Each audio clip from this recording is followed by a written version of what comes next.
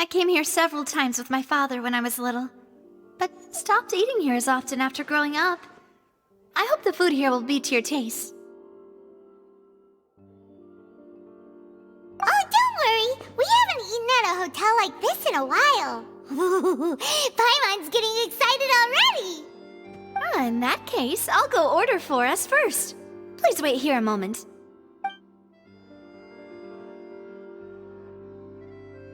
Ooh, everything looks so good! People in Fontaine sure know how to enjoy life. Why, of course. Go ahead, try whatever you like. If the food's good, I'll make a group reservation for the rest of Spina di Rosula next time. And if it's not? Well, then I'll still bring everyone. Albeit with only one dish per table. You, sure have your own way of doing things. Oh, we called this a farewell meal, but we could also treat it like a victory feast, right? We did just win that case after all. Oh, true. Very true.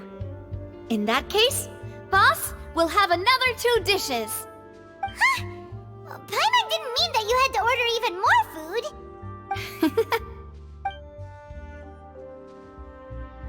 Speaking of cases, do you think that the mastermind behind the serial disappearances will get caught soon now that this has all happened? Well, we've certainly taken a big step forward, but I feel that's about it. We know that there's an organization that means to dissolve these young women, but we still don't know what they are really after. If it hadn't happened right in front of us, Paimon wouldn't have ever believed that a person could be dissolved like that. Right? Yet it was because this was such a preposterous notion that the investigation could never really move forward before. Ugh. If only that guy could have finished speaking! We were so close to hearing who was behind it. In such investigations, even the smallest step can seem like a yawning chasm if the trail of clues is cut off. To be honest, I don't have high hopes for any follow-up that the authorities might conduct. It's not that I don't have faith in their ability, it's just that a different perspective is required in some matters. It's easy to guard against and deceive a single narrow perspective. A shift in thinking is required at such times in order to produce a breakthrough, which is exactly why the Spina di Rosula exist. Those highfalutin folk are not all-knowing. That's why we exist, to seep into the cracks where filth falls through, where their watch fails them. That's the kind of problems we solve. Seems Paimon thought things were simpler than they actually are. It's all right. Well, this was supposed to be a farewell meal, so I doubt you have further interest in this business, right? Let's talk about something else. Like, what are your future plans? That's true. We didn't have a chance to speak to her after the trial ended. It didn't really seem like the right time or place to do it anyway. I see. So, your primary objective, which has been foiled so far, was to have a chat with the Hydro Archon. I've heard that there's a long line of people waiting to meet Lady Farina. I suspect you'll be waiting for quite a while, considering that you missed your chance today. Yeah, we've heard that she's super popular here in Fontaine, and that it'll be tough getting any of her time. Well, would you consider some more, unique ways? Perhaps even methods of, let's say, questionable legality? Guess that's Spina di Rosula's boss for you. Chock full of sketchy ideas. Well, what did you have in mind? Well, one way would be to infiltrate a performance troupe at the Opera House, only to abandon your act at the play's climax and ask to speak to her after the performance. I'm sure Lady Farina would be eager to see the ending, and would agree in order to finish watching the play, don't you think? Could you suggest something a little more practical? This plan's to pull off. We'd have to go learn how to act, and acting's really hard. Alright, here's another. Find a way to conceal yourselves under her bed. Then wake her up in the dead of night and demand answers. Don't let her go back to sleep until she answers all your questions. I can personally testify that this one works. When I'm sleepy, I'll do anything as long as I can finally get some sleep. That might work, but that's not really the problem. The problem is we don't want to get ourselves arrested. Ah, valid point. I overlooked that part. I was just thinking about leveraging a person's desire for sleep. All right, no more joking around. Perhaps you could... Oh, I don't know. Cut the line when she's on a break. You did defeat her in court, clearing citizens of hers from false accusations. False accusations she had nearly upheld personally. I imagine that she feels quite ashamed about the whole thing. You mean that if we catch her while she's on a break, she might be too embarrassed to refuse? Oh, that does make some sense. Why don't we give it a try after this meal? You know, strike while the iron is hot and all. Huh? Paimon, did you drink my Fanta? Was this your drink?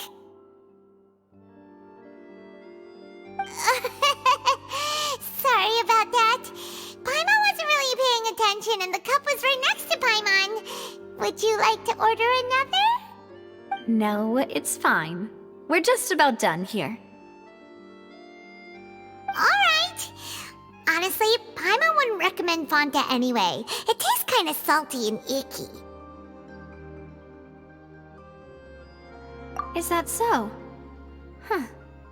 Well, in that case, we'll have to blacklist the Fanta here then.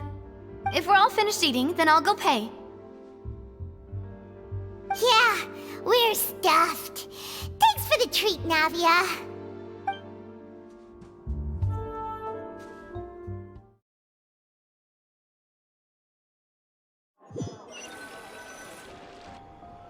Oh, so full.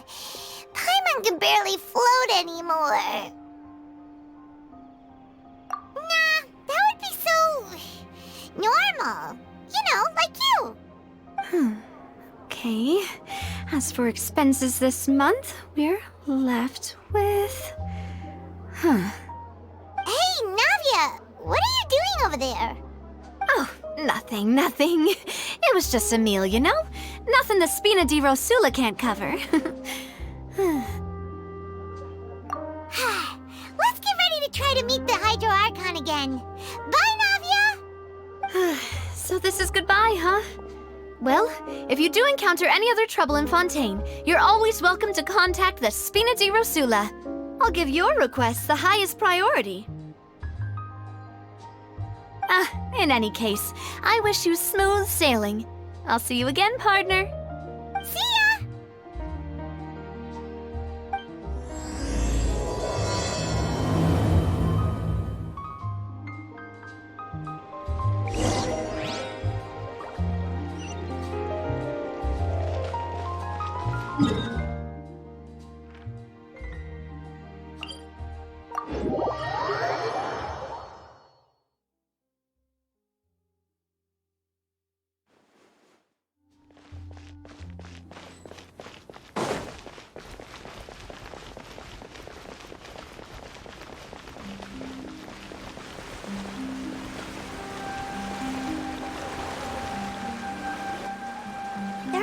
People around anymore.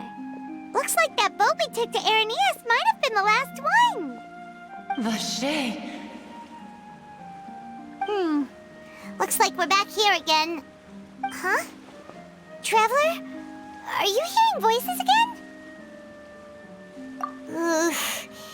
That's kind of spooky. Are you sure we don't want to come back in the morning? Vache. Hey, why are you still walking towards it? There might be something nasty in the water. Huh? Hang on. Paimon can kind of hear a voice. It's calling for Vache, right?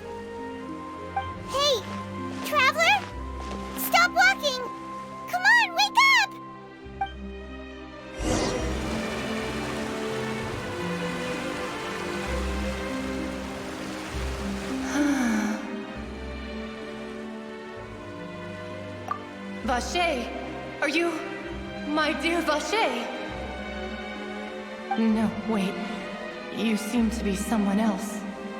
Do you know Vache? Do you know where my love is? Wait. Who am I? I'm very sorry. I fear I do not know. My memories feel like they have been washed away like a flood. So many fragments dissolved amidst the tide, never to be recovered. How much have I lost?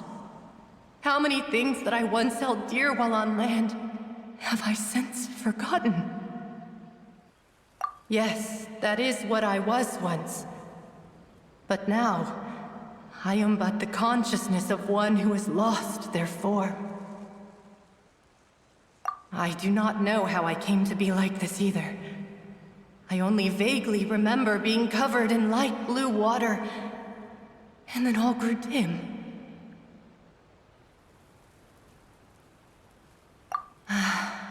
I also remember going to many places. I loved adventure, loved exploring places of peril. No matter where I went, Vache would go with me. I knew how dearly he loved me, and I also loved him equally as much. But now, we can no longer go back. The pain of such parting, I never knew how heavy it could be.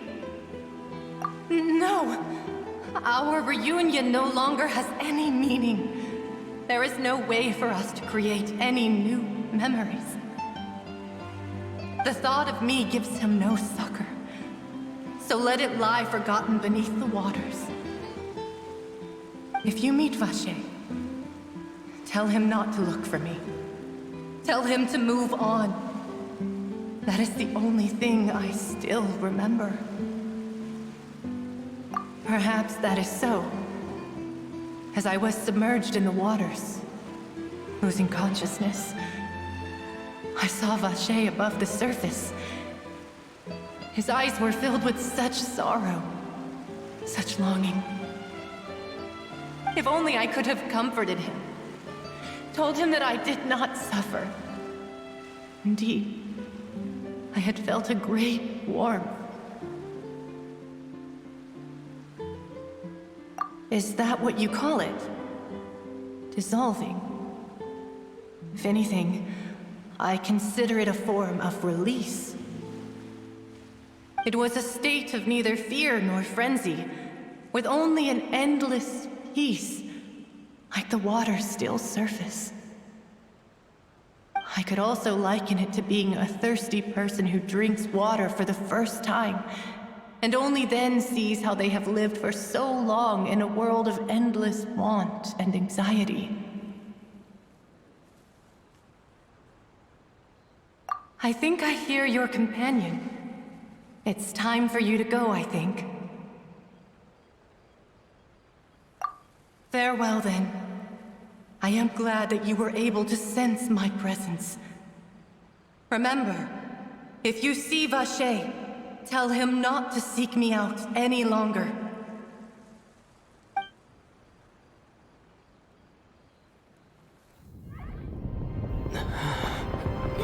Wake up!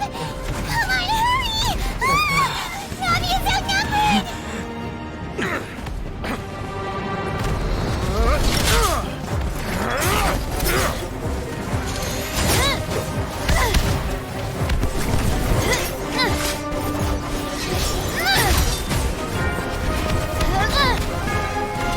Demoiselle, look out!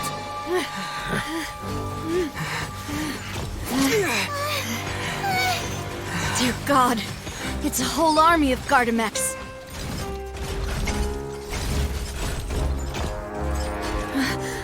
Chlorand?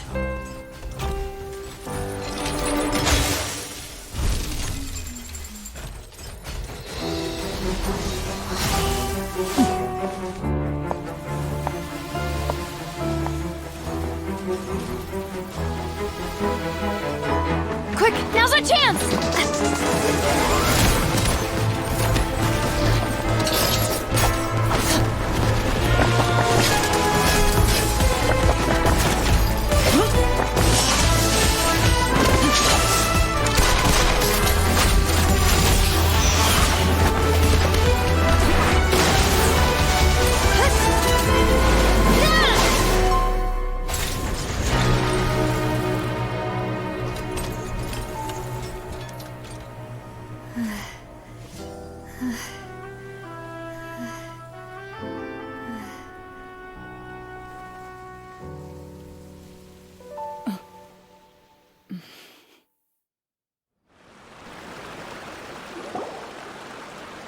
I should thank you for lending us your sword there, Clorand.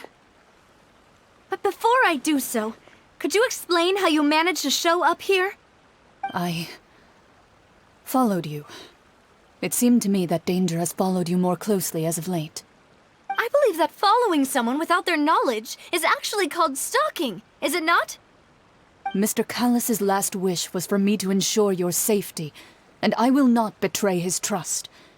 He would do the same, were he alive today. Do not speak of my father! Sorry, demoiselle. I was not strong enough. Thank you for your aid, Miss Clorand, but do keep an eye out for your manner of speech. I believe we all wish to avoid unnecessary emotional harm. Sorry, I did not consider your feelings. Whatever. What else do you know? How did you come to the conclusion that I'd be in grave danger? I doubt I know much more than you, but I believe that the mastermind behind the serial disappearances is very powerful. Your performance tonight will almost certainly attract their attention. I'm sure they've known about me. To be honest, I'm shocked it's taken them this long to act against me. And what about these Gardamex?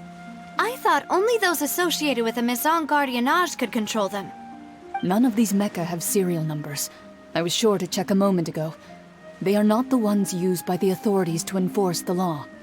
I can only conclude that some powerful or wealthy party must have obtained them via illegal means, deploying them as a private force of sorts. What? Your point being that they're out of Spina di Rosula's league, then? Yes. Be careful, and do not act rashly. I will continue investigating no matter what. We will bring the truth to light. That's my father's true last wish. Regardless, thank you for your help today, Clorand.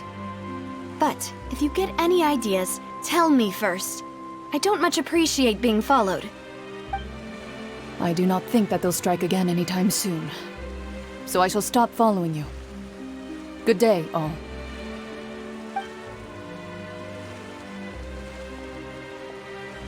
Right. I suppose that's the best news we've gotten today. Demoiselle, I believe that Miss Clorand was being sincere with you. If we tried, we could attempt to thaw relations a little. I know, I just...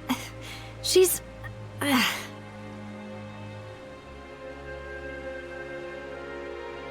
thank goodness! Paimon thought we were done for! Those Gardamex came out of nowhere while you were unconscious, and Nadia and her gang saved us!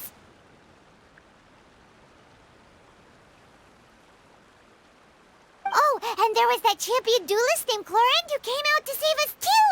We got lucky there. Paimon probably couldn't have fought them off otherwise.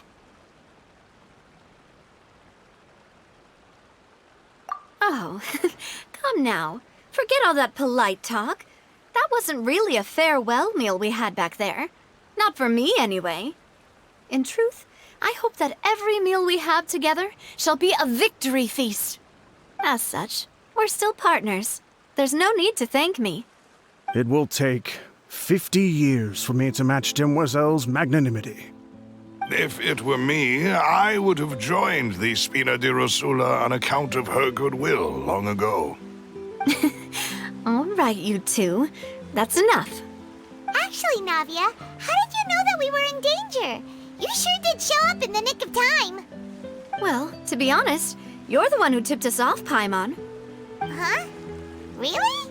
Paimon contributed somehow? Ooh, Paimon's even more amazing than she thought! Yes, all thanks to you grabbing my drink by mistake. How did that help? After we parted ways, I was on the way back to one of our bases when I suddenly thought of what you said. That the Fanta tasted kind of salty and icky. Fanta only comes in sweet flavors, so how could it have tasted salty?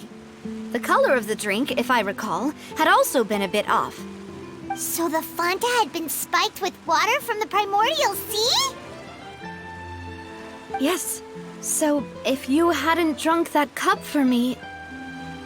Spina di Rosula is preparing the grandest of awards for you as we speak for saving the boss. Huh. Really?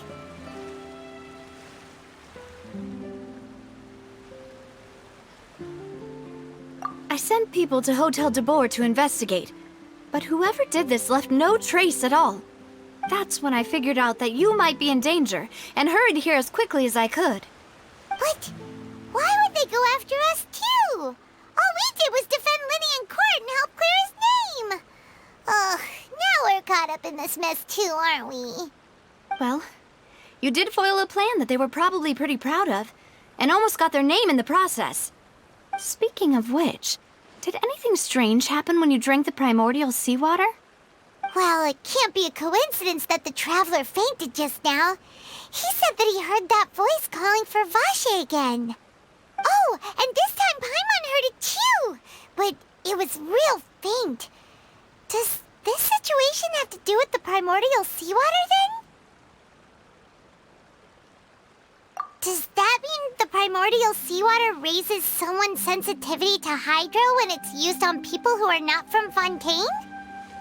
That doesn't sound like too much of a bad thing, to be honest. New intel? While you were out cold? Well, let's hear it, shall we?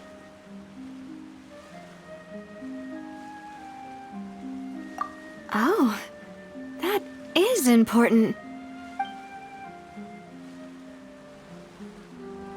Vache. That name doesn't ring a bell. I suppose he hasn't stepped forward as a witness in court lately. Since he saw that young woman dissolve, he was at least at the crime scene. But he never gave testimony or any information regarding people dissolving in the primordial seawater. Could he have been threatened? Yes, thank you. This is very important information indeed. We will continue to investigate.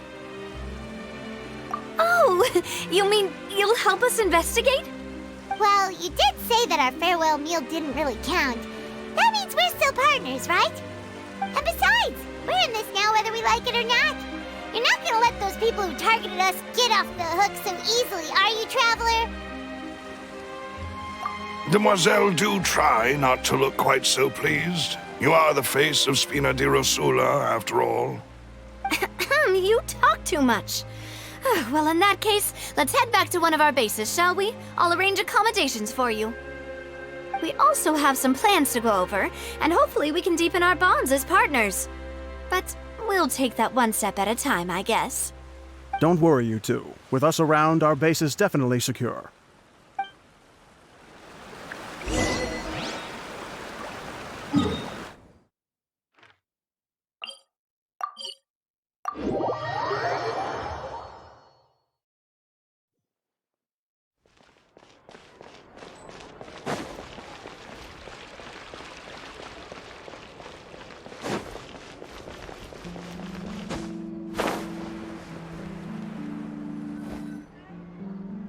It's right up ahead, but let's make sure we weren't followed first. I've been keeping watch, Demoiselle. I haven't spotted anyone suspicious thus far. Very good. But let's not let our guard down for now. I shall find rooms for our respected guests. Thank you, Malus. Now, let's continue, Traveler.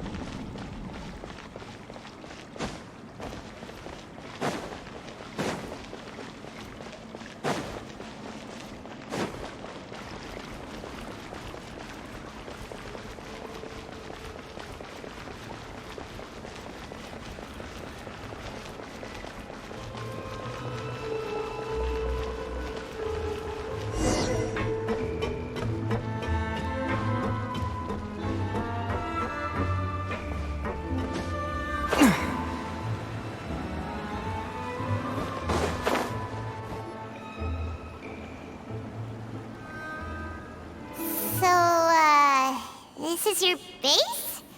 It's not quite what Paimon imagined. Your accommodations have been arranged. Under the present circumstances, I can confidently say it's the best we have. Well, our funds have been a little tight lately.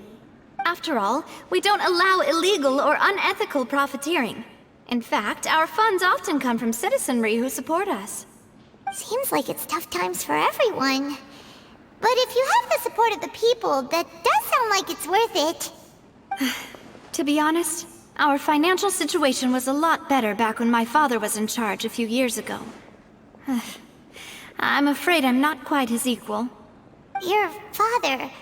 He was the previous boss of Spina di Rosula, right? How did he... Demoiselle, if you'll allow me to explain. No. I'll explain it myself. I suppose I couldn't run from this topic forever. And as partners, this is something I hope they can understand. My father's name is Callus. Yes, the same one they call Callus the Unfaithful in the streets. 3 years ago, he was accused of murdering his own friend. But he chose a duel to defend his honor instead of standing trial. He died in the duelist's ring. Oh no. But I do not believe my father was a murderer. I'm sure he was set up. At the time, I believed that if he only stood trial and was duly investigated, something amiss would crop up and prove his innocence. But strangely, he not only requested the duel himself, but rumor has it that even after being seriously injured, to the point where he could be deemed as having lost the duel, he refused to surrender, determined to die in the arena. 3 years later, I still don't understand why he did that. How could he protect his honor if he's dead? If anything, he gave up his chance to defend himself.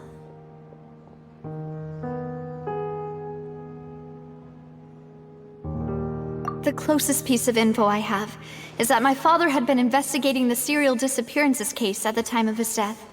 Ah, so that's why you're so determined to get to the bottom of that case. That's right.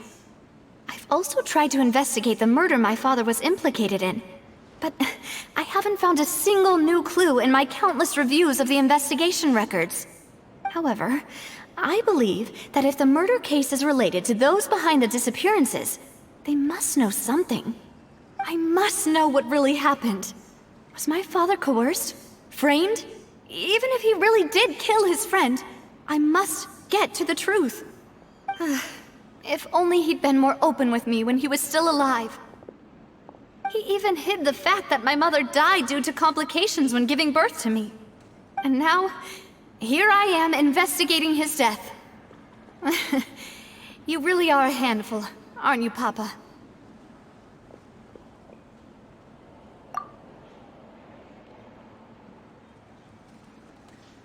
Demoiselle, please, if there is anything I can do, anything at all. I also will never believe that Master Callus murdered anyone. There are none whom I respect more than the two of you, Demoiselle. Master Callus did so much good in life, yet all it took was one murder case for him to be dubbed Callus the Unfaithful. Even our supporters decreased greatly due to that incident, hence our strained finances at present. Wait, if Callus was such a good man, wouldn't people at least be a little suspicious when he was accused? No. Perhaps people just revel in that kind of drama. It's not something exclusive to people from Fontaine, really. Everyone's like that. People love watching the evil turn over a new leaf, but they also enjoy watching good people fall into an abyss from one slip-up just as much. But how could... never mind. If Callus was really falsely accused, we have to find the truth. He didn't deserve to have that happen to him. There is one other thing.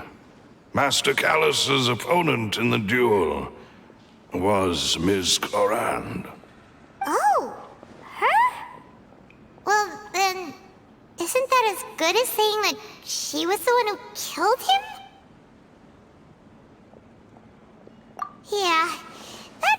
sort of thing that you can just let go and move on from. Miss Clorand has always placed great emphasis on the honorable nature of the duel. If her opponent doesn't yield, she will not stop either. She knew Master Callus beforehand and greatly respected him, but seeing how he was resolute in the arena, there was only ever one choice she could have made. It's not that I don't understand her at all, but I just can't deal with this yet. Don't worry, Navia. Paimon knows how you feel. You don't have to force yourself to do that. Afterward, Miss Clorand told us that at the start of the duel, Master Callus requested that she ensure Demoiselle Navia's safety.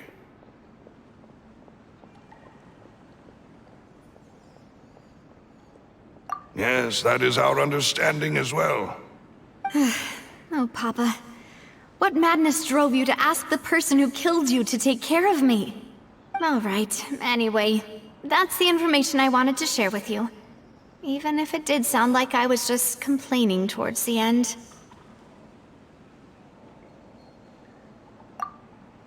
Thanks. You two should go and rest. This was quite a day after all.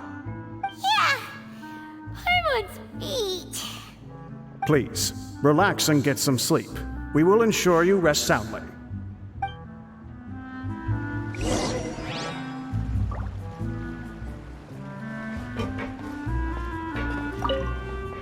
Whether it be responsibility for Spina di Rosula or Master Callus's death, it all landed on Demoiselle's shoulders so suddenly. This won't do. I must become stronger.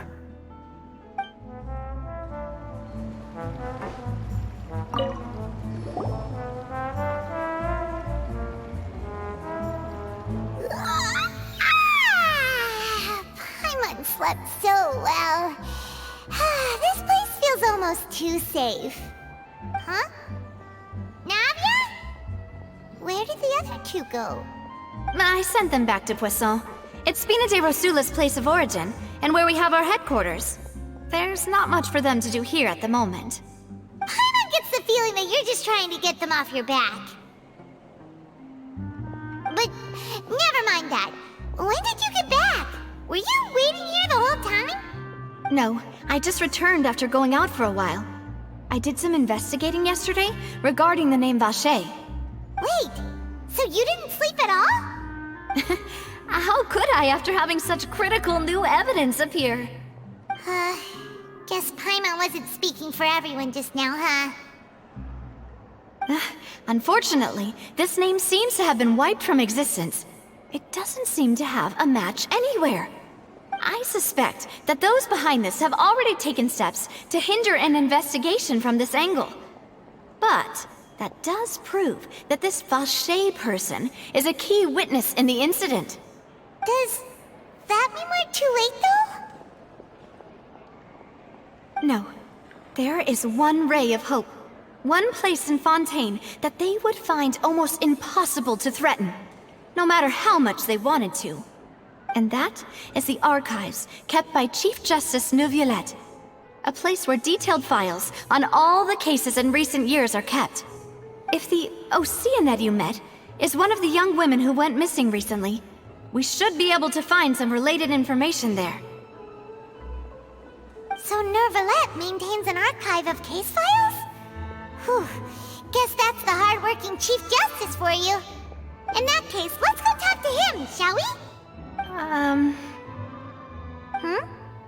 Aren't you coming along, Navia? Did you get tired? No, it's nothing. Let's go see the Honorable Chief Justice.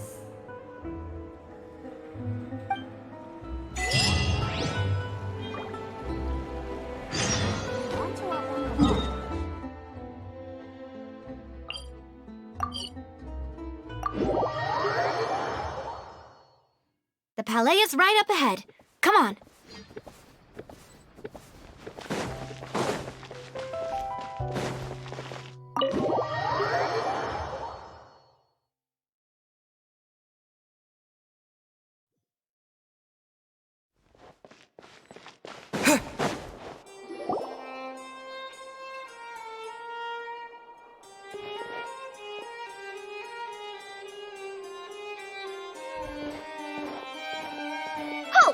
Please state your business here. The Chief Justice is presently occupied with official matters. Huh. This place does look pretty heavily guarded. Guess that proves that Nervalet's files are really secure. Hey, don't you recognize us? Huh? Who are you? Just to be clear, I don't care who you are or who you might be related to. Our rules make no exceptions. See? They've got great discipline, too. Yep. Paimon can tell. If you're here just to crack jokes, I can point you towards the exit. Unlike some, we're busy, so please leave if you don't have a reason to be here. No. What I meant to say is, shouldn't you remember us from a few days ago? We were at the trial of the great magician Linny. Oh, yes, I remember. I read about it in the Steambird. You must be Linny's attorneys. It's all coming back to me now. We're here today to report and archive some information on a follow-up case. Huh. Is that even a thing? Of course. Don't worry. We're here on official business. You can trust us. All right then, I'll let you through. The Chief Justice is just inside. Thanks so much.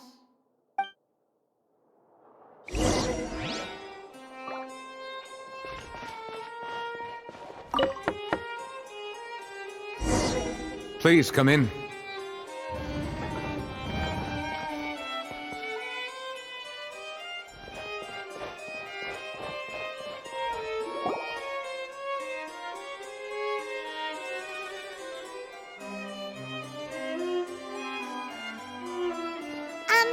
Sorry to barge in, Monsieur Nervalet. We only lied to get in because we didn't know any other way. It's all right. Please let me know how I may be of assistance to you. So you're not mad at us? We're looking for a man called Vache. He may have been an eyewitness in the serial disappearances case. If we can find him, we may be able to unearth some key information on the case. Ah, I see. In that case, please wait here a moment while I browse through the files.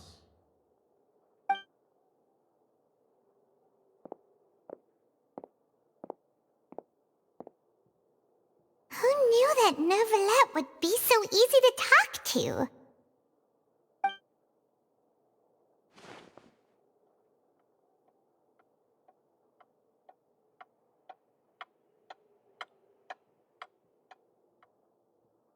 Unfortunately, I'm quite certain that no one by the name of Vache has been involved in any case, criminal or civil, in the past several years.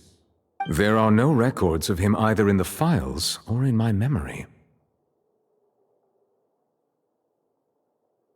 Traveler, what if it was really just a dream?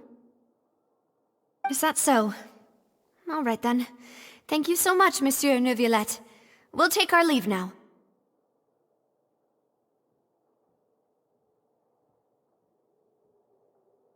Ahem.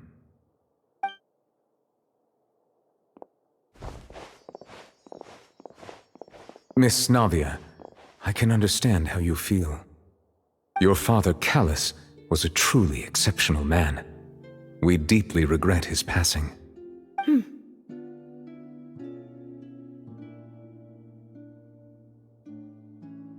And what are you trying to say, Monsieur Neuvillette? Are you trying to console me? Extend your sympathy? Or just express some tendril of regret? No.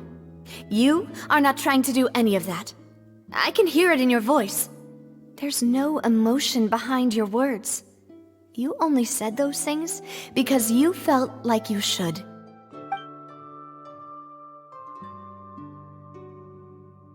It's just like last time. After my father took his place in the duelist ring, I pushed through the guards to talk to you as a last resort. You even told me then that you thought there was something fishy with the case, yet you still allowed the duel to go ahead. In your eyes, the value of a human life is nothing compared to those cold laws you hold so dear. If you truly regret my father's death, Then why didn't you call a stop to the duel? Why didn't you give me the power to stop him from throwing his life away? Why did you just let him die, despised and hated by all? Everything was hanging on a thread at that moment.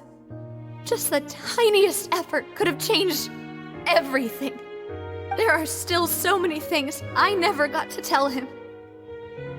So many questions he still owes me answers to. If you really have no heart, then just look me in the eyes. I, Navia, will show you the true meaning of regret. I'm sorry, Miss Navia. You and my father are truly alike. You keep all kinds of things in your heart and never say a word to anyone. It's not so much that you can't feel, but that you would never express anything. Oh well. In any case, everyone already knows full well the apathy of the Chief Justice. My apologies for taking my emotions out on you, Monsieur Chief Justice. Let's go, Traveler and Paimon.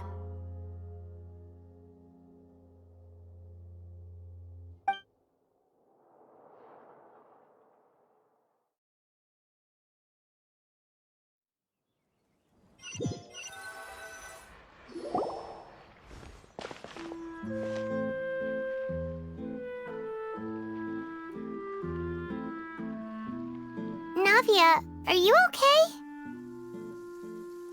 I'm fine. Rain. It's raining. You're right. Wasn't it still sunny when we went into the building? And there shouldn't be any active trials today. How strange. Now that I think of it, on the day my father was convicted of murder, it was also raining. What is it? Did you think of something?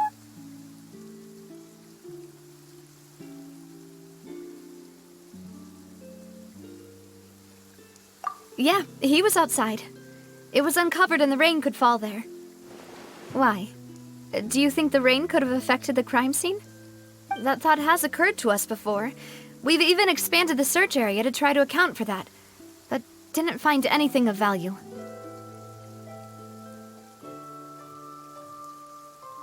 Oh? Wait. You don't mean... So you're saying that the true murderer could have been turned into water and then got washed away with the rain? Yeah, and if that's what had happened, then no one would have believed your dad, even if he explained what he saw to the authorities. I really think I found a true genius for a partner. You're completely right. How did I not connect the dots earlier? All right, let's go to Poisson. With this new lead in mind, we'll get to the bottom of my father's case for sure. Yeah, we're gonna make progress for sure this time. Do you want to go with me now? Or do you want to head over by yourself later?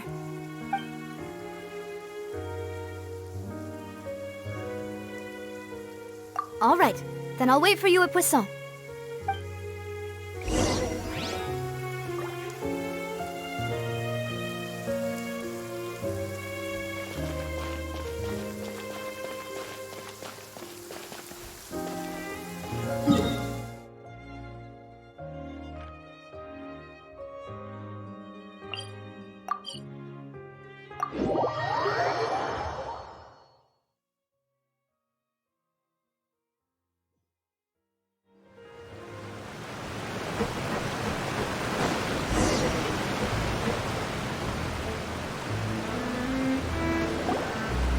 Whoa, what a huge ship!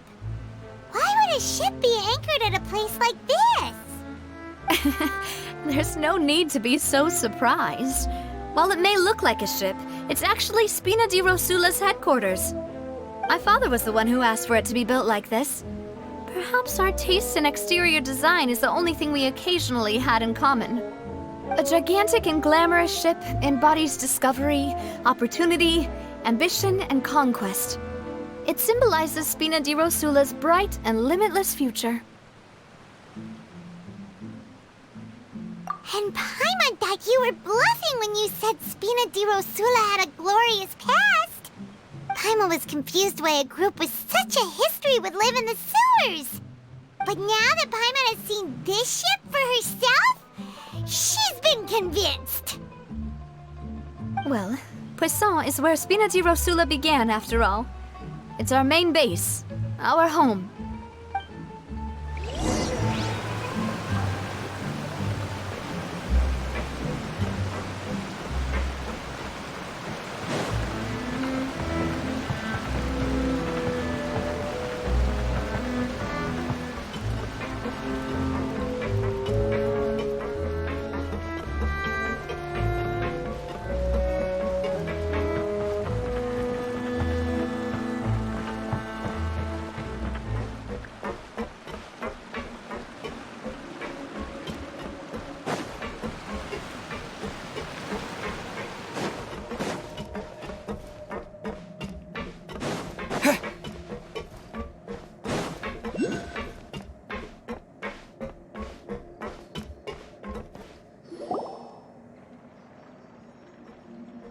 Maloose, we're back!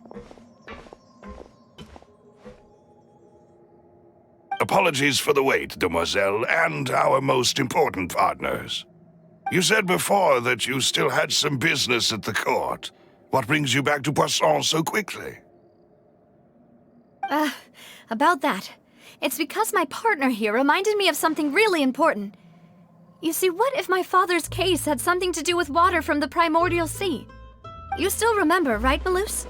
On that night, it was raining? Yes, the case was quite similar to that of Mr. Linney's. Both were what you'd call impossible murders.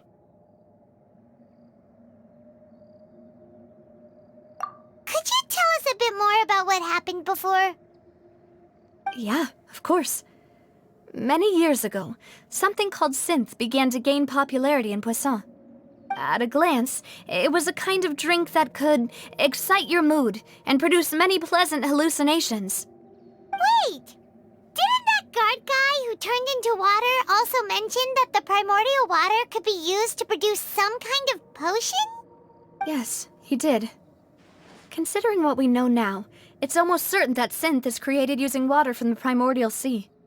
If you drink synth for an extended amount of time, you'll suffer many side effects, such as losing the ability to focus or control your emotions.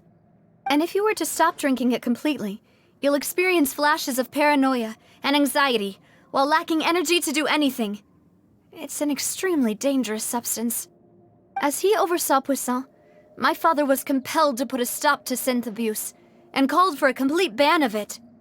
Boss's uncompromising attitude incurred the synth vendor's wrath, but no matter how much they threatened or bribed him, he refused to yield. Not only that, Boss became determined to find the mastermind behind the synth operation and put an end to the problem once and for all. Yes, but the enemy was very cunning. So he could never get anything out of the dealers, all of whom only sold the stuff and weren't privy to the rest of the operation. Recognizing that, my father decided to contact the dealers in secret and cultivate personal relationships with them. Finally, he was able to convince someone to become his informant. The man's name was Jacques. He felt greatly ashamed about his work after seeing many families destroyed by synth abuse. That night, my father hosted a banquet at his countryside estate. He planned to meet up and exchange information with Jacques over some food. But then, we heard 2 gunshots from the courtyard. We raced to the scene and found my father, still holding a gun, and Jacques, who was already dead on the ground. Huh? How did that happen? Aren't they on the same side? Sounds just like Lenny's case, doesn't it? In both cases, the culprit seemed obvious, but neither appeared to have any motive at all. Looking back on it, though, I now believe the most important clue was something we all overlooked at the time. There were pieces of clothing left at the scene.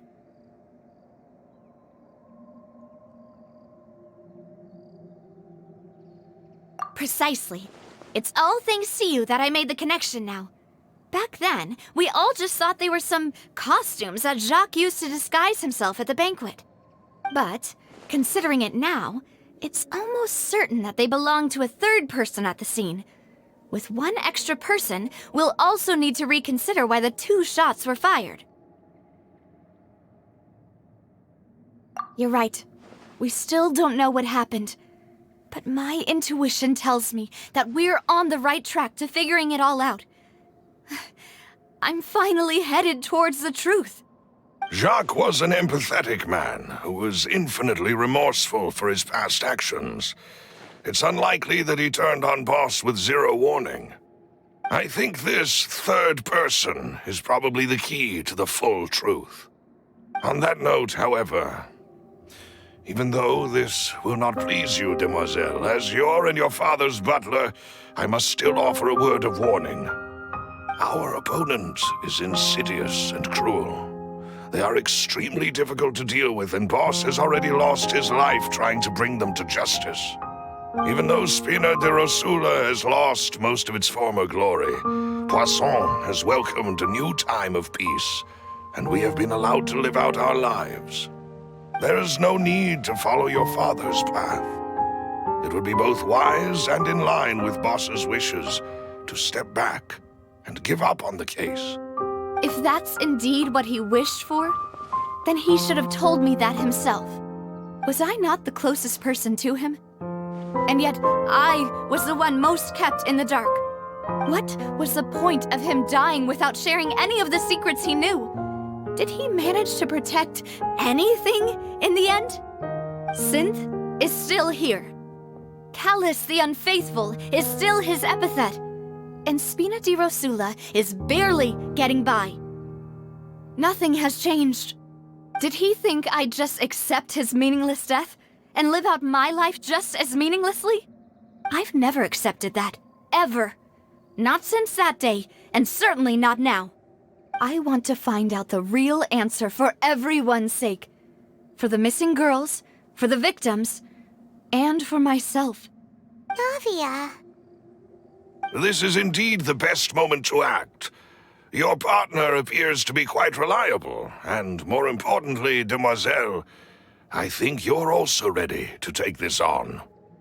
So you do know something else, Malus? Yes, I do. In fact, even before that banquet, Boss already knew of the connection between Synth and the serial disappearances case.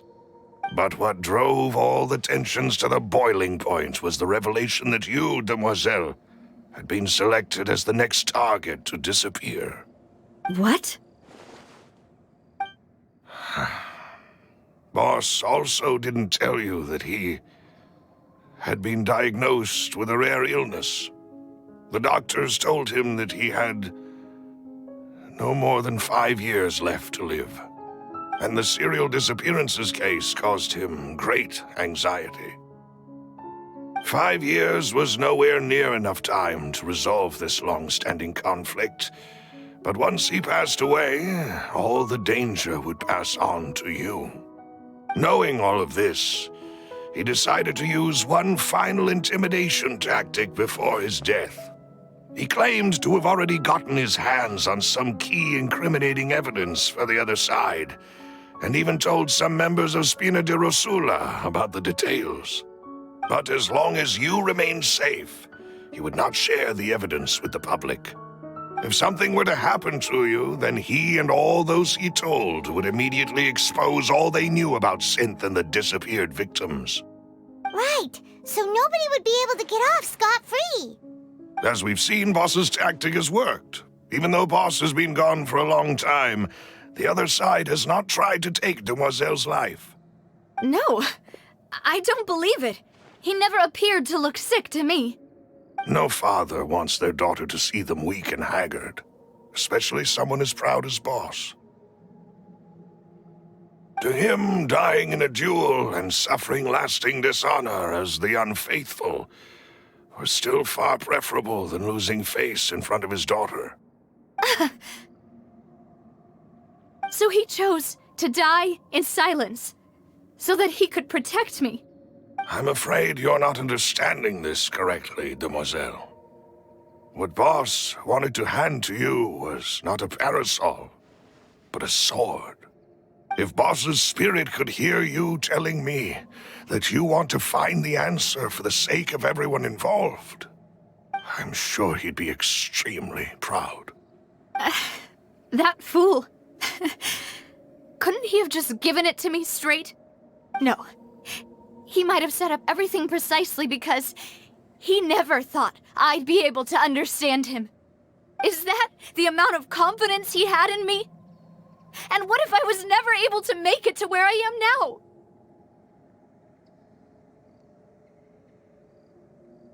Yeah. I suppose that's true. With the way he'd set things up, if I had wanted, I could have just lived out my life without a care in the world. But thankfully, he rarely talked to me about complex matters, and thus understood little of me as a person. In this case, he really didn't need to give me an easy way out. Malus, what was the key evidence that he shared with you? It's the location where synth is produced. Essentially, it's the enemy's headquarters. When he was threatening the enemy, Boss didn't share the specifics of the incriminating evidence he found. But if you want to use it against the enemy, you'll still have to take several things into consideration. Why? If we know where the place is, can't we just go storming in? You mustn't forget that we're fighting against a mysterious and dangerous organization that's been in operation for decades. There's no telling what might be lying in wait at their headquarters.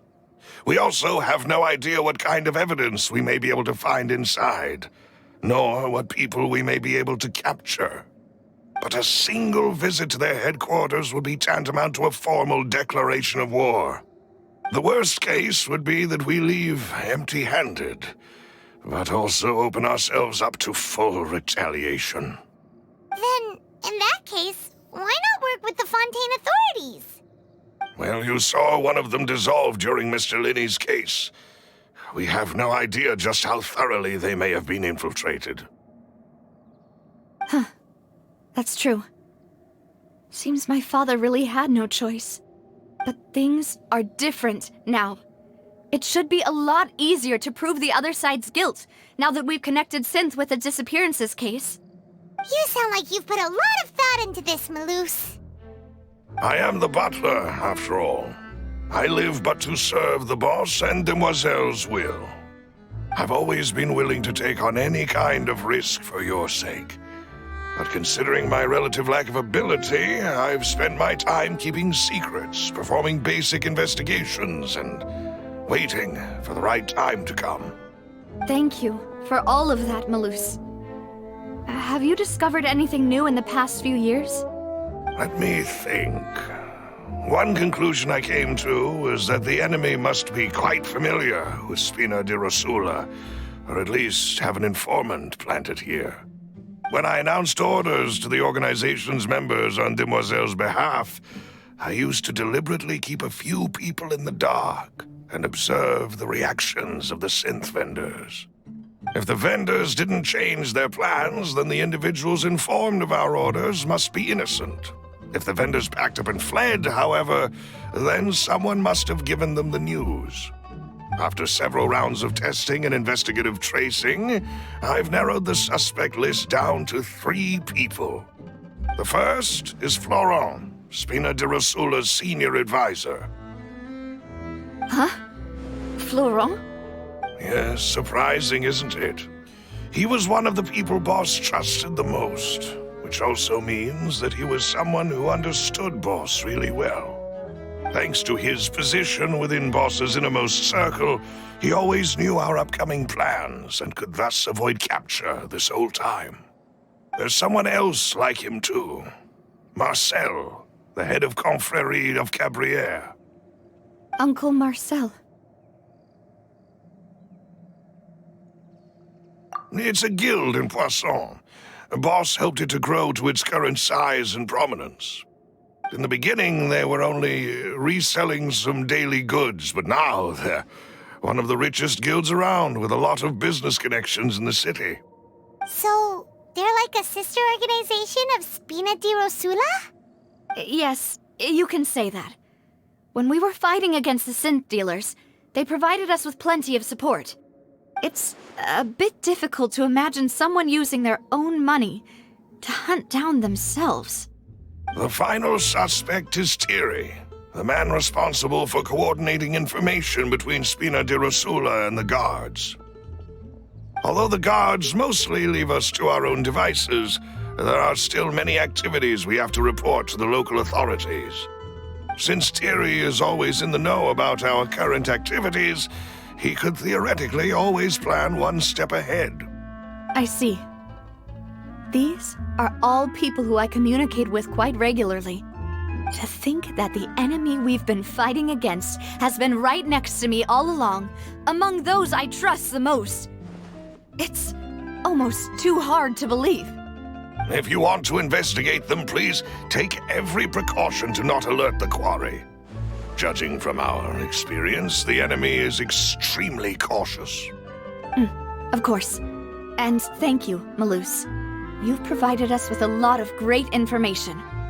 You're too kind, my lady. I'm just doing my duty. And before I forget, proving Boss's innocence would also mean clearing him of blame in Jacques' death. After that incident, Jacques' wife and daughter were taken into the Spina's care. They still live in Poisson today. If it might help, you could also pay them a visit. I can make the necessary arrangements. Oh, thank you so much, Malus. You really are the best. A new case awaits, my dear partner.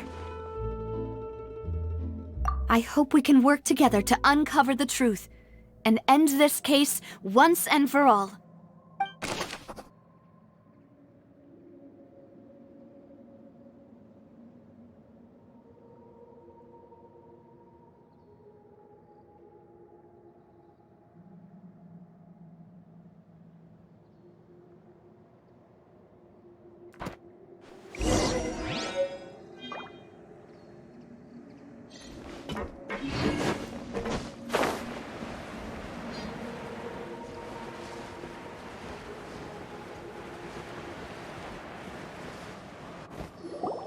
It is settled, then. Please excuse me, and enjoy your conversation at your leisure. Thank you for arranging everything for us, Malus. Excuse me, miss. Do you need anything from us? Oh, Hey, Navia's all quiet. This isn't like her at all. I'm sorry that I only came to visit after all this time. After what happened, I didn't know how I was supposed to face the two of you. Ah, if it's about that, there's no need to apologize. After my husband died, Spina di Rosula sent us a lot of mora and support. I understood your guilt and apology to be genuine. But aren't all of those things nothing compared to the loss of Jacques? I can understand the kind of pain that comes with losing a father so needlessly. You don't understand at all. I didn't know how to face you, because I didn't know what I could possibly bring as a consolation gift. I know only the full truth could bring closure to you, and to all of us. I'm sorry. I appreciate the sentiment, but you don't have to carry all that guilt. On the matter regarding my husband, my daughter and I have more or less found our answer already. Would you mind sharing it with me? I really can't believe that my father could ever bring himself to shoot Jacques. I always knew that my husband's money was earned through others' suffering. He told me countless times that if he could turn back the clock, he would never go into the synth business again. He had many regrets, and felt that he took the idea of providing for his family too literally. For the longest time, he thought Mora was everything. So when Mr. Callis came to him with a proposal, he accepted it almost immediately. He tried to be as careful as he could, But even so, he was still found out by the higher-ups. They found out about his betrayal? Papa didn't say that exactly, but Papa did tell me that I should never be ungrateful.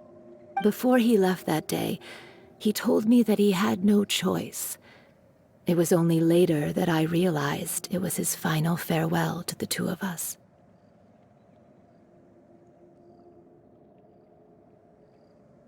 I don't know that for sure, but you could say that's the conclusion I eventually came to. Which is why I'm the one who should feel guilty. Callus had always taken great care of us, both when he was still alive and after he passed away. Even if he fired the shot that killed my husband, it was likely in self-defense. It is impossible for me to hate him for what he had done.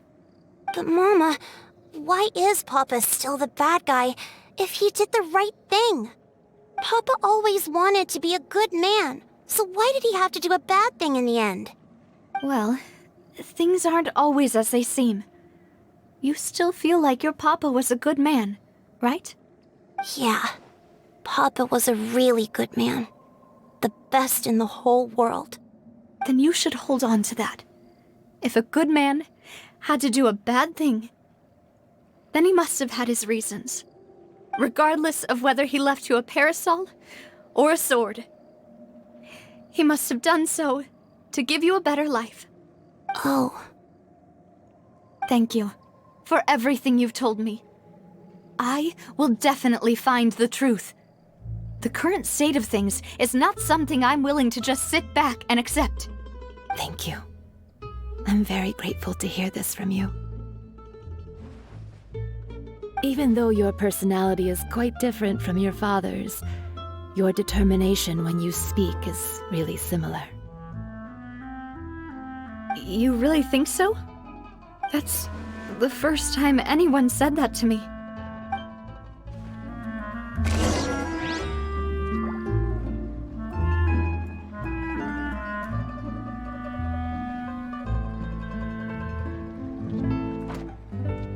I'll leave my husband's case to you. Thank you, Miss Spina, and Miss Spina's friend. I'll leave my husband's case. Thank you. Are you okay, Navia? I'm fine. Don't worry. Let's investigate the 3 suspects next. Laurent should be nearby, and we should be able to find Thierry and Uncle Marcel in the city. I'll get myself together on the way, so please don't worry.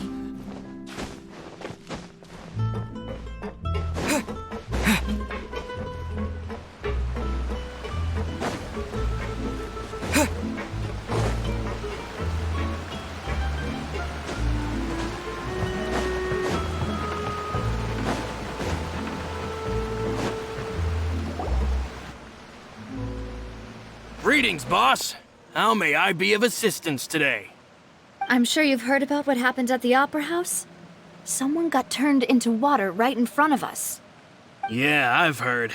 With something that dramatic, I'm sure journalists will milk it for all it's worth. And it'll be all the talk for the next several weeks. It also reminded me, on the day that the incident happened with my father, it was raining outside, and we found some clothes left at the scene. After my partner here put the dots together for me, I feel like we should try to reopen his case. Can you do me a favor and try to recall what happened that night? Let me think. Mr. Callus was feeling pretty upbeat that day. So he was drinking and bantering away with us at the table. After that, he told us that he wanted to go get some fresh air. So we let him go without thinking much of it. Who knew that we would hear 2 gunshots ring out right after? My first reaction was that Mr. Callus's life was in danger. So I grabbed my holster and made a mad dash toward the scene. But when I got there, it was already too late. Mr. Callus was standing over a dead body with a gun in his hands. All we could do was look back and forth at each other, not knowing what to say. So you also remember 2 gunshots then? Indeed. The guards said that the first shot didn't hit anyone, while the second killed Jacques. But I've never really bought that explanation. Reason being, Mr. Callus had left his gun on the table. I even made sure to confirm that before running to the scene. But according to the guards, that doesn't mean he couldn't have had other guns on his person. About the clothes left at the scene that you mentioned. Do you think there was a third person there who was turned into water? At least from our perspective, my father had no reason to kill. So he would also have no reason to bring an extra gun with him. The gun he was holding probably belonged to Jacques, or a third person on the scene. Yeah, that makes a lot of sense. So you're saying Mr. Callus ended up with the gun because he seized it from one of the other guys? But hold on. If that's what had happened, then why didn't he share the truth with any of us? He didn't even want to face the Oratrice machine, and chose instead to prove his honor in a duel. Did he lose all faith in the courts after seeing someone dissolve right in front of his eyes? About that, Malus told me a thing or two. So, I think I can understand why he committed to the duel. I'll tell you everything, once the whole truth has been revealed. I understand. Then, I'll leave Mr. Callus's honor in your hands, boss. And if I may just say one more thing. The whole Callus the Unfaithful epithet has been a thorn in my side since the day it was invented. Many people have laughed at me for still calling him Mr. Callus, even after so many years have passed. But it was Mr. Callus's trust that allowed me to rise through the ranks of Spina di Rosula and live the life I lead today. No matter what others might say, he'll always be the man I respect the most. And he'll always be my boss. Don't worry. I will definitely find the truth. You and all our other comrades at the Spina deserve to know the truth as well.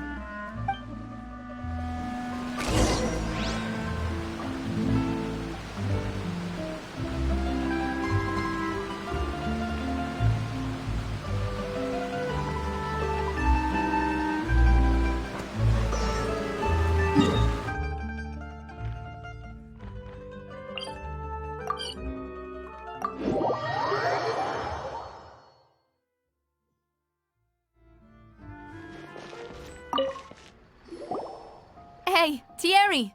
It's me! Oh, now, what brings you here, Miss Navia? I've heard that you made quite the name for yourself at the Opera House. Oh, so you've caught news of that already. Oh, okay. Hey, I'm also a member of the Guards, you know. The way you make it sound, people would think I was sent off to Poisson because I had done something wrong. Are you sure there isn't a little bit of truth in that? Under normal circumstances, shouldn't you have been called back to the city already? I mean, where I work is really up to me. Let's just say I enjoy the ambiance of Poisson. Callus did a fantastic job running the town, building Spina di Rosula from the ground up and clearing many obstructions in my way. It would be next to impossible for me to find a similarly easy but high-paying job in the city. Anyway, enough chit-chat. Are these two friends of yours? You, here for some formal business? Yes. These two are my partners. What happened at the Opera House made us realize that Linny's case and my father's may be related. We're trying to reinvestigate the details of my father's old case. Ah, I get it. You think there might be more to the case now that we know people can be dissolved into water, right? I was also flabbergasted when I first heard of it. If you want to go through the original files from your father's case, I can help you look for them.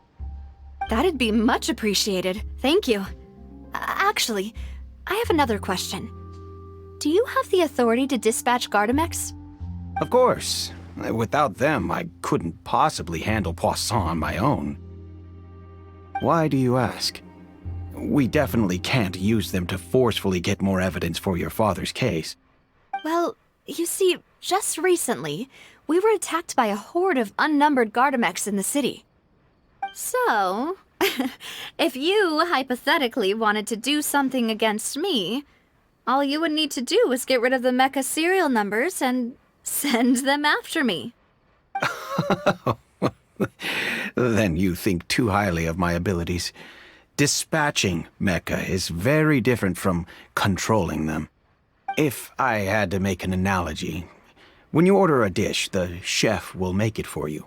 You can ask the chef to cook, but not to massage your shoulders or carry your baggage.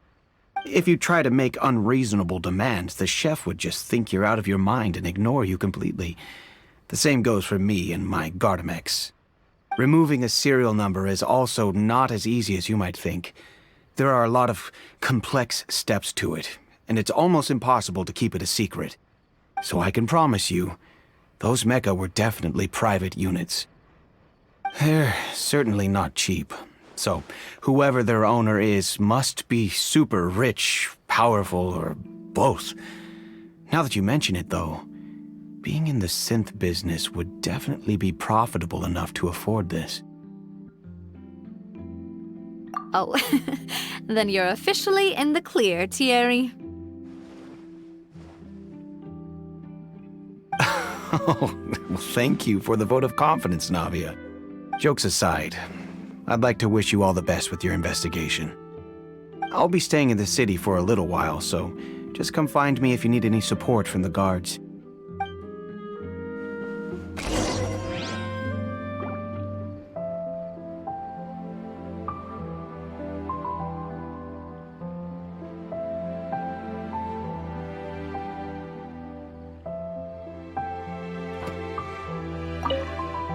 I'll see what I can do for you in Spina di Rosula when it comes to guard stuff, but don't go advertising it to everyone else.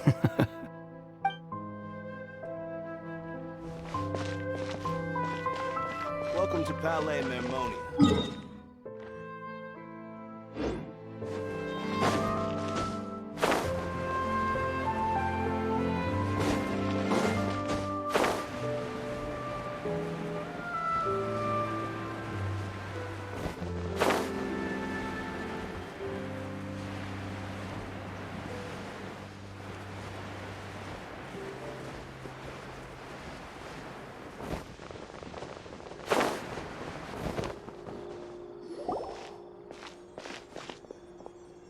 Hello. How may I help you?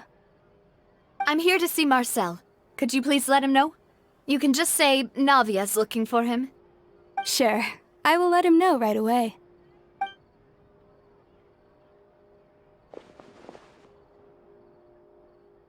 Navia, hello. Sorry to keep you waiting. I'm not as young as I used to be, so my legs are giving out a bit.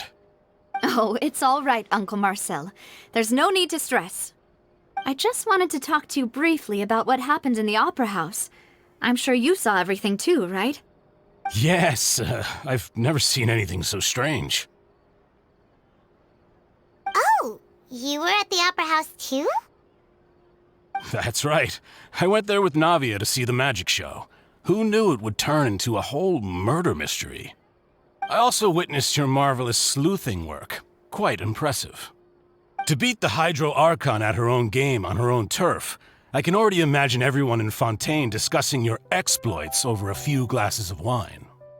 Oh, Paimon doesn't want to become the talk of drunkards. Apologies. It's just how Fontaine is as a nation. Everyone loves drama and theatrics. Uncle Marcel, you've also noticed that other thing, right? The fact that humans can dissolve in water? Yes, I was reminded of your father's case right away. Is that what you're investigating now? Exactly. I still don't have much solid proof, but I can sense that the other side has already begun to act. Oh, and what makes you say that? We were attacked on Araneus by some unnumbered Gardamex. And there was also an attempt to get me to drink water from the primordial sea. If not for the vigilance of my partner, I probably wouldn't even be here talking to you right now. Oh, you're giving us too much credit. Wasn't it you who protected us? Alas, It seems things are heating up again. The peace that Callus sought so dearly will soon become a thing of the past. But rest assured, Navia, Poisson will always remain a safe haven for you. If you're scared, you can always return there.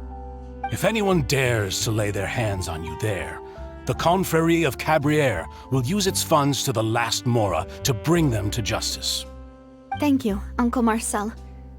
But I don't intend to go into hiding. I'm going to strike while the iron's hot. Do you have any new thoughts on my father's case? About that. Sorry, my age is catching up with me, so it'll take me a while to recall my memory.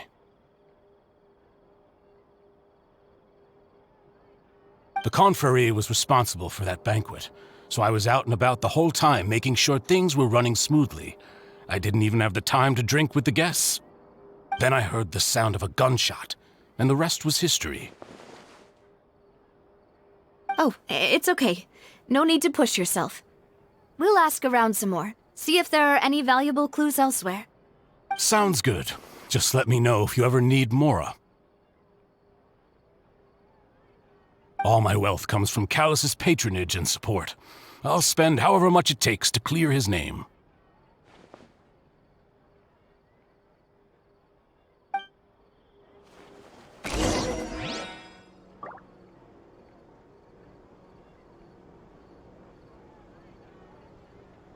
This can work. I'll just treat them as new samples.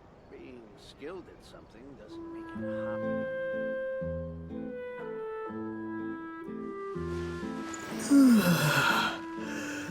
Every scent tells a story. Alas, why do these kinds of things happen to the kindest people?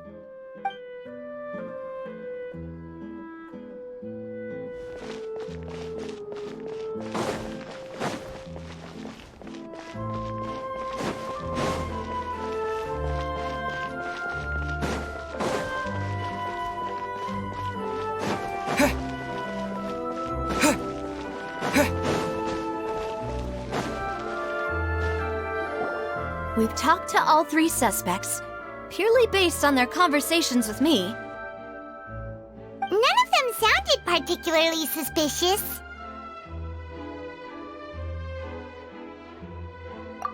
I suppose that's to be expected, though.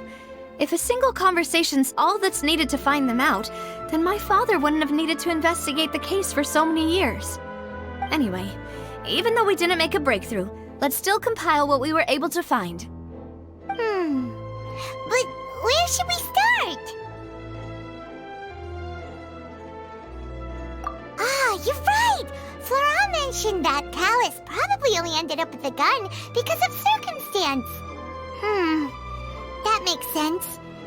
According to Jacques' family members, he already told them that he had been discovered, and that he had no choice before he left home that day. If I had to guess, he probably received an order from the synth boss to kill my father. Had he refused, he and his family's lives would have been forfeit. So, Jacques fired the first shot?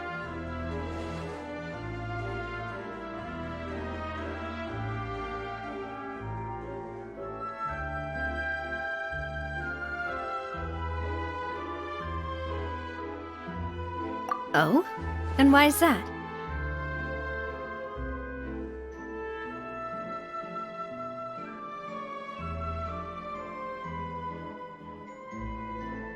Ooh, that's a good point.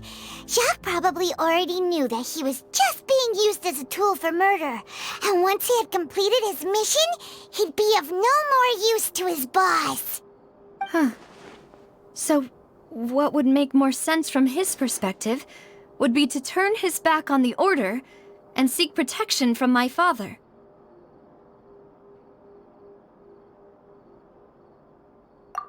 Makes sense. But without evidence, that's still just a theory. Besides Jacques, the attack from the Gardamex has been bothering me quite a bit as well. It's obvious that our enemy has become more antsy after the secret of the primordial seawater was revealed. Do you think he knew, even then, that we'd follow this lead to the end? Given everything that's happened since, it's quite possible. But who among the 3 suspects would have the ability to control privately owned Gardamex?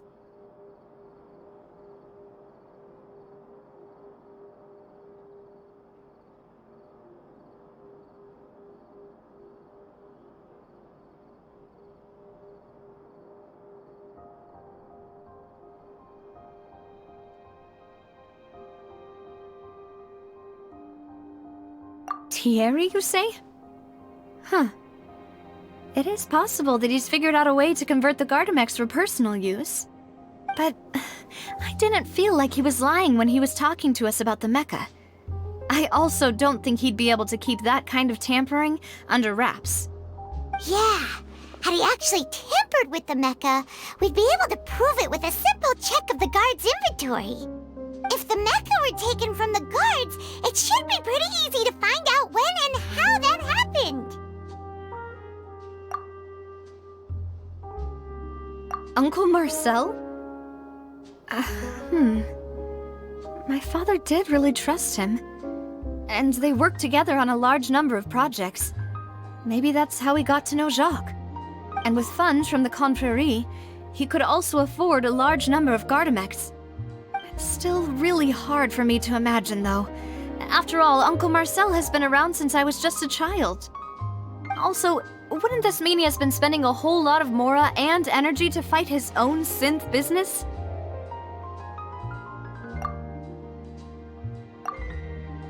Florent?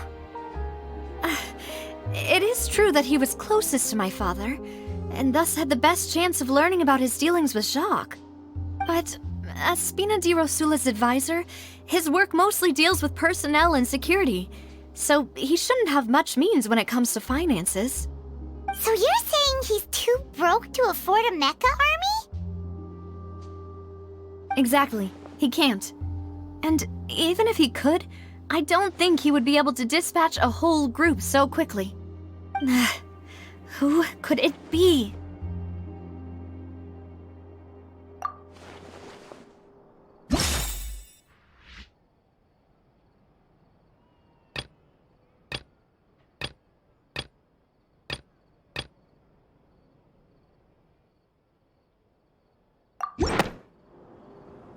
You know, if you think everything through, Uncle Marcel is indeed the most suspicious of them all.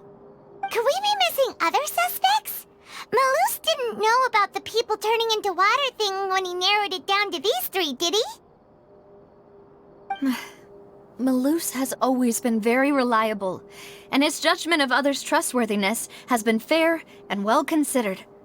When he laid out his case for the 3, the rationale he gave me made a lot of sense as well. The suspect is knowledgeable about the Spina's internal affairs, has the means to dispatch Mecha to assassinate us, and possesses significant intellect and foresight. Even if I don't want to believe it, I'm starting to see how things could all tie back to Uncle Marcel. Well, we still have another trump card on top of all the theorizing and speculating.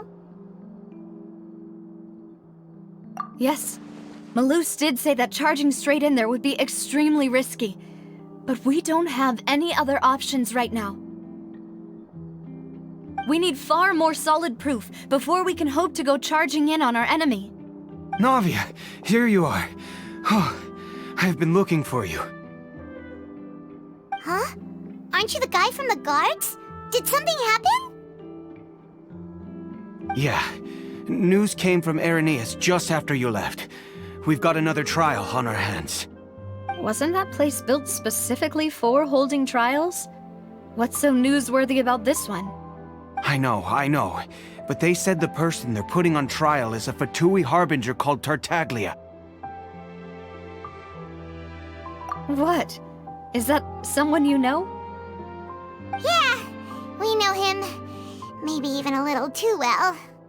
Well, he's been accused of being the true culprit behind the serial disappearances case. It's absurd, don't you think? Wait, how? None of our investigations have had anything to do with him. That's what I thought was strange about it, so I came to tell you the news right away. If the charge against him stands, then it'll be next to impossible to get the guards to support any of our planned investigations. Right. Because they'll think they've already found the culprit. Yeah. And it'll be a lot harder then to clear Mr. Callus's name. I understand. Well, partner, what do you think we should do? We still haven't found any conclusive evidence.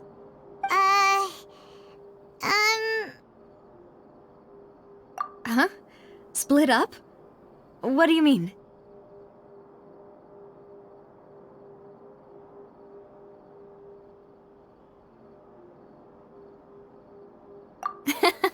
Just as expected of my partner. Since this is a trial about the serial disappearances case, the culprit's attention will be focused on Irenaeus, leaving his home base wide open. You're right. This is our best opportunity. All right then, let's do this. I'll stall them at the Opera House and charge Marcel as the true culprit. I won't have any chance of making that charge stick, though, unless we find more evidence. It'll be up to you to make it back in time and hand the decisive evidence to me. We'll help you, just like you helped us in Linny's trial. Demoiselle, please allow us to accompany you. I'm ready. Ah, Malou, Silver. When did you two get here? We heard that you'll be leaving Poisson and figured that you might require our assistance. It's our hope that your confidence will be bolstered with the two of us by your side. Thank you so much. Then, let's make haste for Irenaeus. Paimon, Traveler, I'll see you at the Opera House. See you then!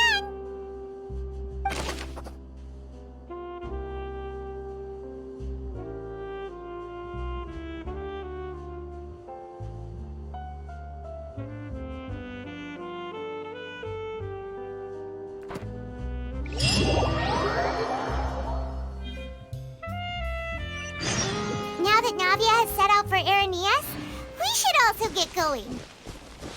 The location has already been marked on the map, so let's head over. Huh. According to Malus's info, the synth production base is underwater. Let's go and try to find the entrance.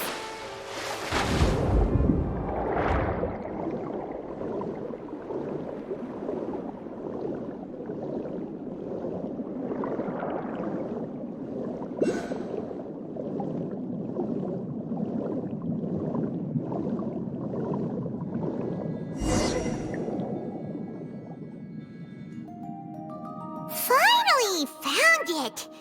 Huh. So this is the entrance that leads to the synth production base. It sure doesn't seem out of the ordinary at all. Ah, you're right. An important place like this is bound to have a ton of protective measures and mechanisms. Navia's probably arguing up a storm right now to stall for us.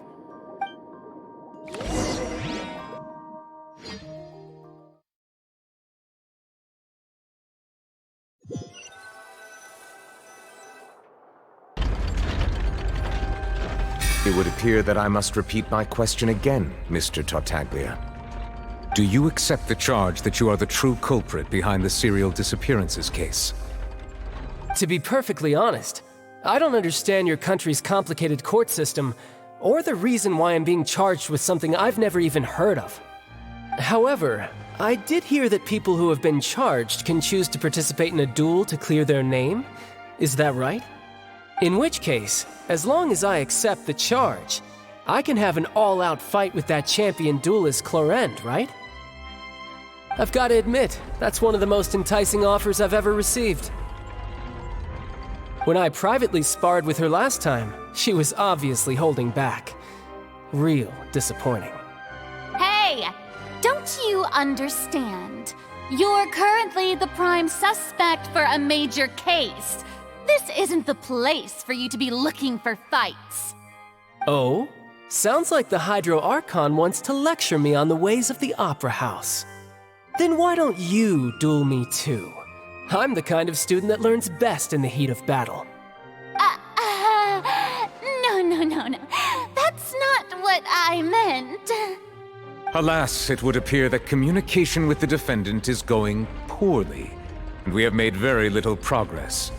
In that case, let me explain everything from the very beginning again. The goal of this trial is to determine the culprit behind the serial disappearances case.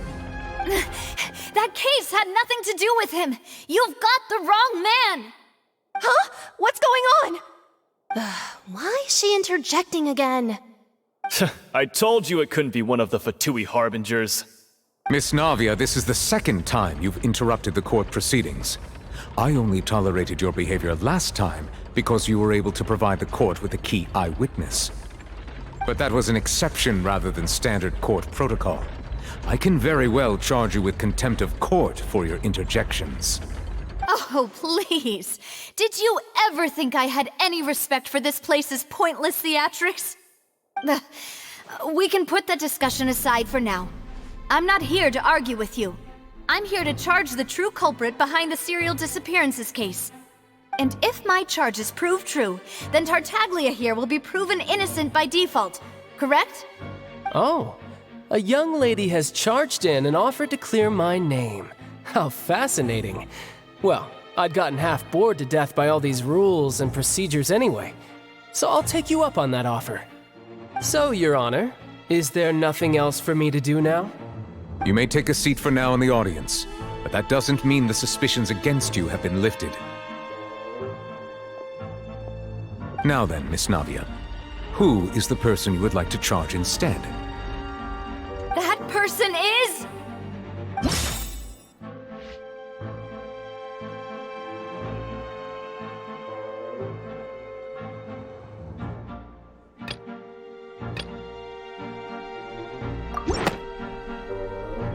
Marcel, the head of Confrérie of Cabrières! Huh? What confrérie? Never heard of them in my life. I've heard of them, but weren't they Spina di Rosula's sister organization? Oh, is this going to be a friends to enemies type situation? Please let me remind you, Miss Navia, that charging someone is an incredibly serious matter. Committing to the charge also means taking on the legal responsibilities associated with it. And if the charge fails, depending on the circumstances, you may also be charged with the crime of making a false accusation. Knowing this, do you still wish to charge this man? Yes, I do. In that case, I declare the charge to be valid. Miss Navia and attorneys, please take your places on the court. Members of the guards, please contact Mr. Marcel right away so that he may stand trial.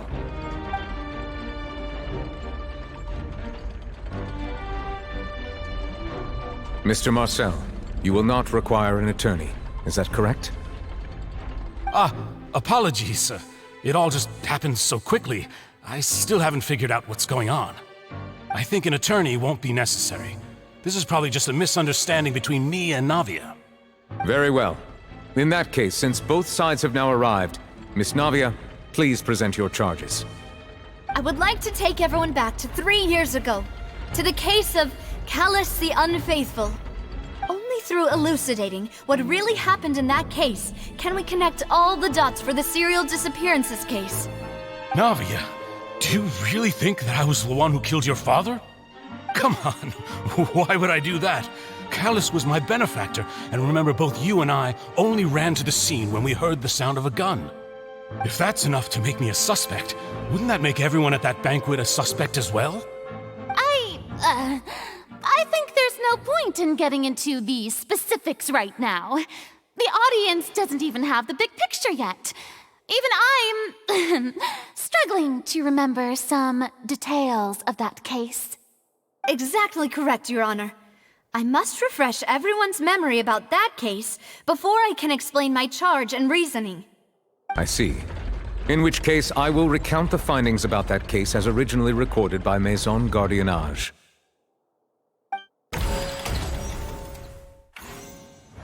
On the day of the murder, Spina di Rosula hosted a large banquet in a countryside estate owned by the Confrérie of Cabrières. During the banquet, all attending guests heard 2 gunshots from the courtyard. When the guests arrived at the scene, They found the primary suspect, Callus, holding a gun, while his acquaintance, Jacques, lay dead from a gunshot wound. The guards' investigation did not recover any other firearms from the scene. As a result, they concluded that the suspect's first shot must have missed, while the second must have taken Jacques' life. The suspect did not dispute this conclusion, and also declined to defend himself in court. Instead, he chose to prove his innocence through a duel. Callus was defeated by champion duelist Clarand in the ensuing duel, and soon succumbed to the injuries.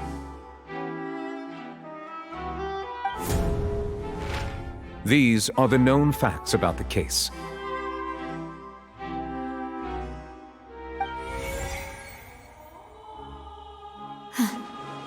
The one with the motive to kill was Jacques, not my father.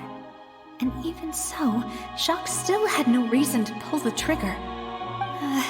In truth, the third person shot Jacques first, and was shot in turn by my father when my father seized the gun from him.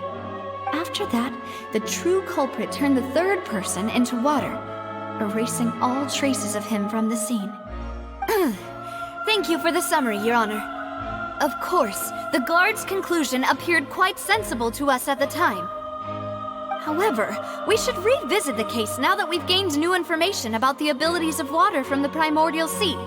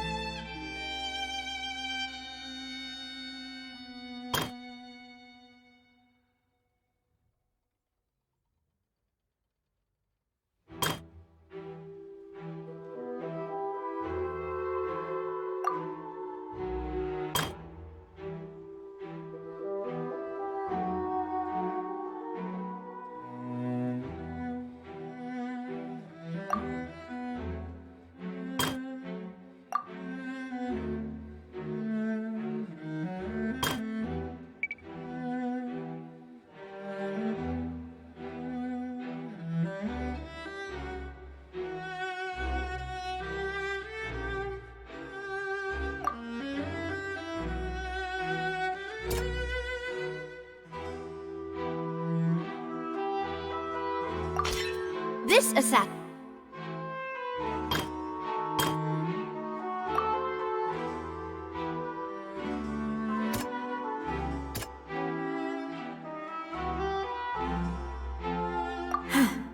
Something's not right. Let me think for a little while longer.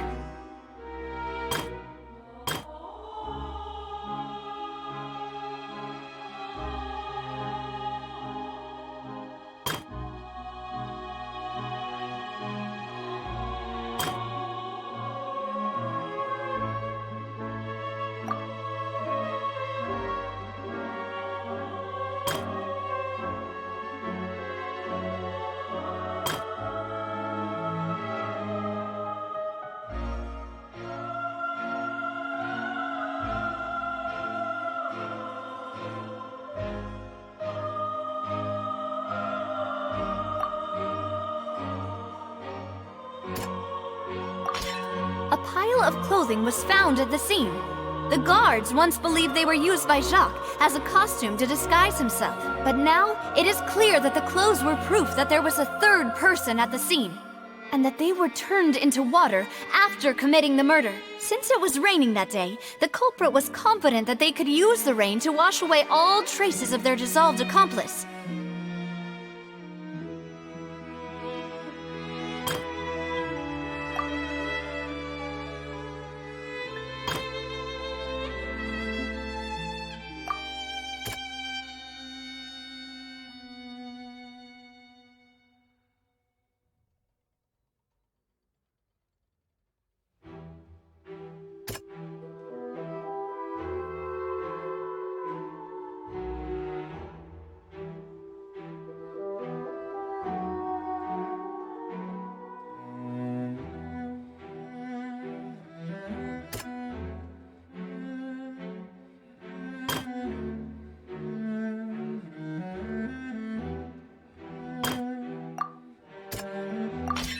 The testimony of the victim's family confirms that Jacques had thoughts of assassinating Callus when he set out for the banquet. However, in the end, he reconsidered and instead shared everything with Callus, hoping to seek the latter's protection. Unfortunately for Jacques, the true culprit had already considered this possibility and had sent out another assassin. Realizing this, the true culprit caused the hired assassin to dissolve into water, leading everyone to believe Callus was responsible for Jacques' murder. This is the true version of events.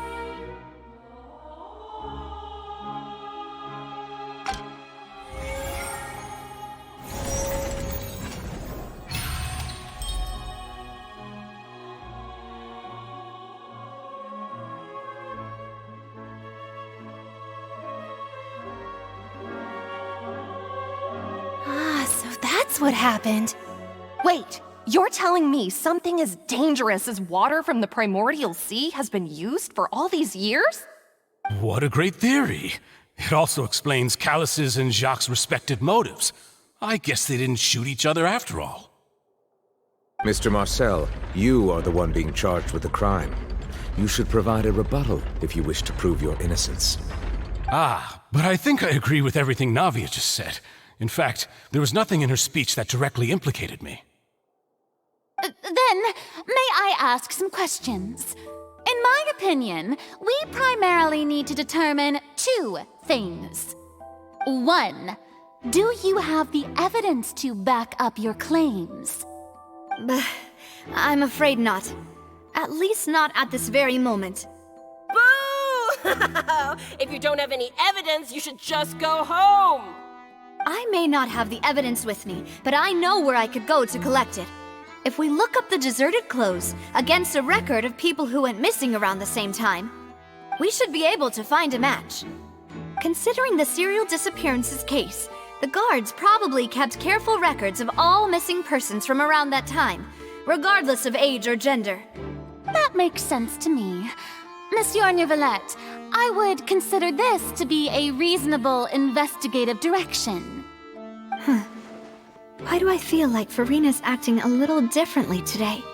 Maybe she's scared of embarrassing herself again? Alternatively, she's become more diligent after charging an innocent citizen in the last trial. My second question has to do with the ensuing duel. If the truth is indeed as you described, then why didn't Mr. Callus explain himself in court? If he had testified that a person had been dissolved, he could have at least mounted a defense. I've thought about this too, and the answer is actually pretty simple. He felt there were things that were more important to him. The dissolving power of water from the primordial sea is an important secret for the true culprit of the serial disappearances case. My father could have exposed it for all to see, but he chose to take it to the grave. At that time, Spina di Rosula was in dire straits, and his reputation had already been shattered. He had no guarantee that going forward with the truth would allow the culprit to be brought to justice. What was certain, however, was that it would paint a gigantic target on my back. Boss once told me that Demoiselle had already been selected as the next target of the serial disappearances case. What?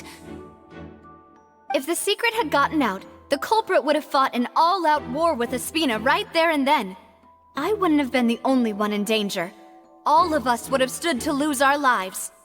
Of course, the guards might eventually figure out the truth of the matter and determine that we were in the right. But what good would that do? How can a hollow verdict protect anyone? Had this opera house ever given my father any kind of confidence in its brand of justice, Spina di Rosula would have had no reason to exist. But by staying silent, we retained the ability to deter our opponents and continue the stalemate. I was able to become Spina di Rosula's president, which made me harder to target, as well as giving me more time to grow and learn. And once I have figured out the truth and stepped up to the challenge, I will do what this opera house cannot, and restore my father's truth and honor back to him. So, you mean to say, your father intended to die in the duelist's ring? That's right. Do you have any proof? Of course. All you need is to ask his opponent, Clorand. I don't need your apology, your guilt, or your support from the shadows. You don't have to do anything for my sake. But since he entrusted his will to you, Clorand, you should tell us the truth about his sacrifice. So, during the duel, did you believe that Callus was intending to die? Yes, I did. As a champion duelist, I've fought many battles and taken a countless number of dishonored lives. In my line of work, I've seen all kinds of people give their all for the faintest hope to continue living. Some were determined, others passionate, and some even manic and twisted. Just one look and I can tell if a duelist is hoping to live or if they're looking to die. I hereby swear on my name and honor as a champion duelist that Mr. Callus never intended to leave the ring alive. Since that's your testimony, I have no more questions. It appears there really are good grounds to reopen this case. I concur. However, Miss Navia, you still have not explained the link between your father's case and the serial disappearances case. Right? What she said was fascinating, but kind of beside the point.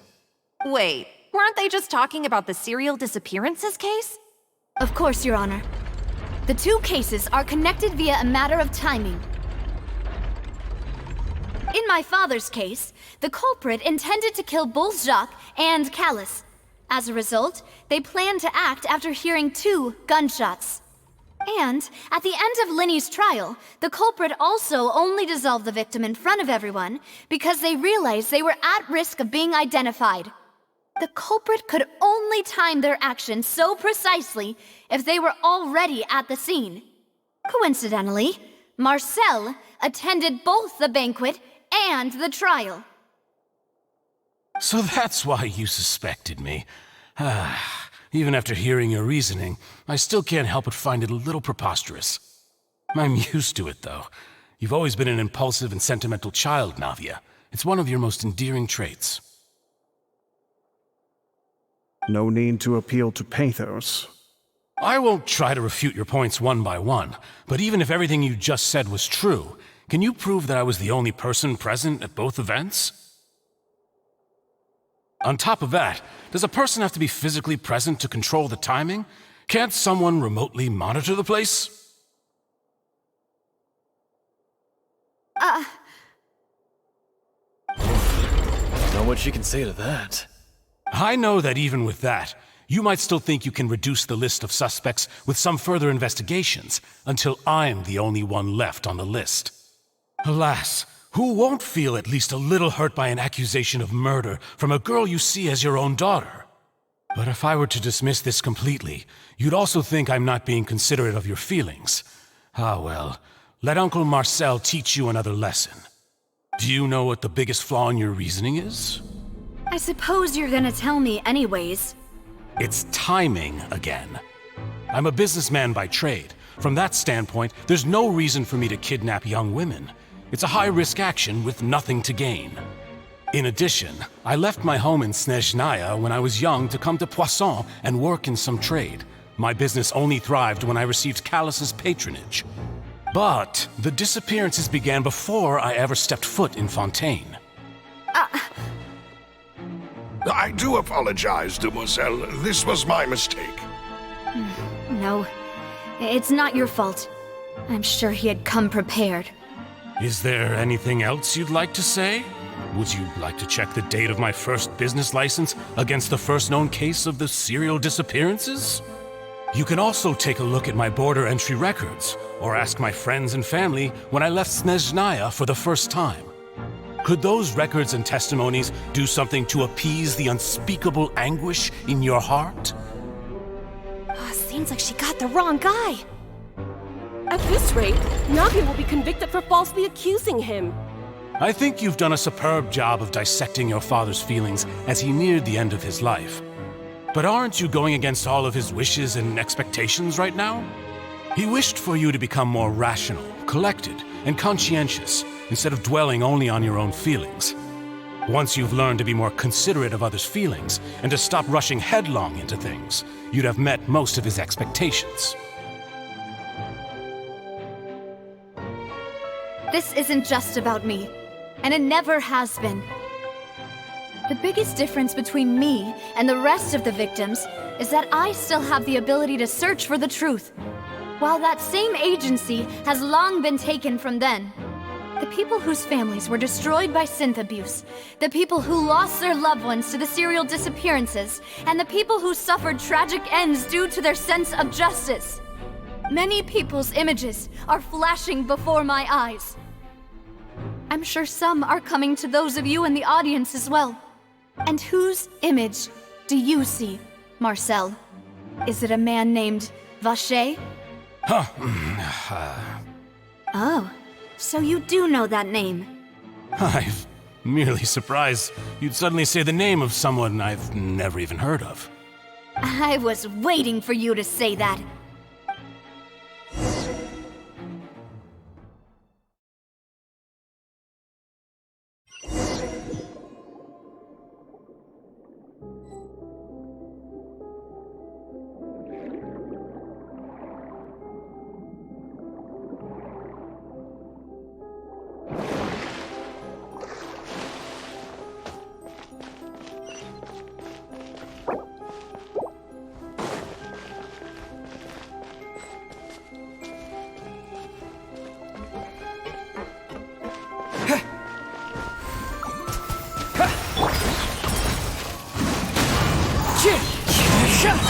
Fallen leaves, adorn my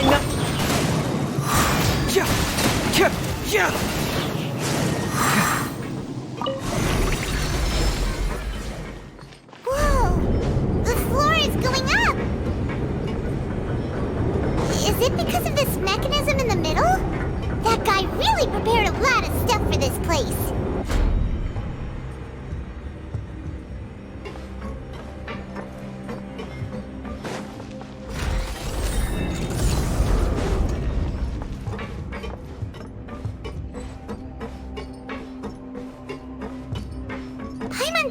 We need to go up, but Paimon doesn't see a way. Let's take a look around.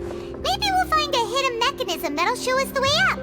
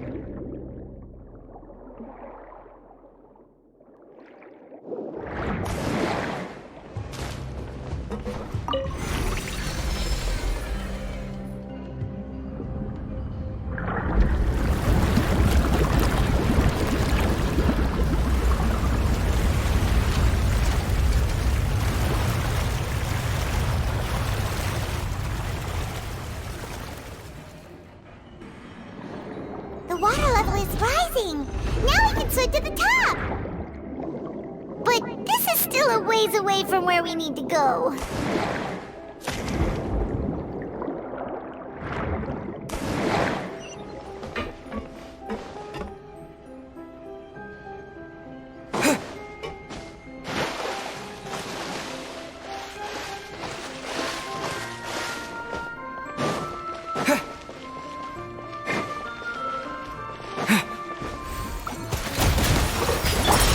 The wind knows me. Keep moving! One with nature.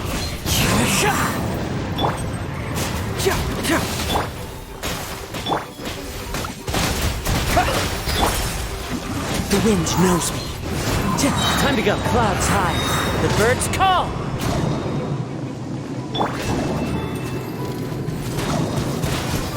Go! Into the wind. Cyclone!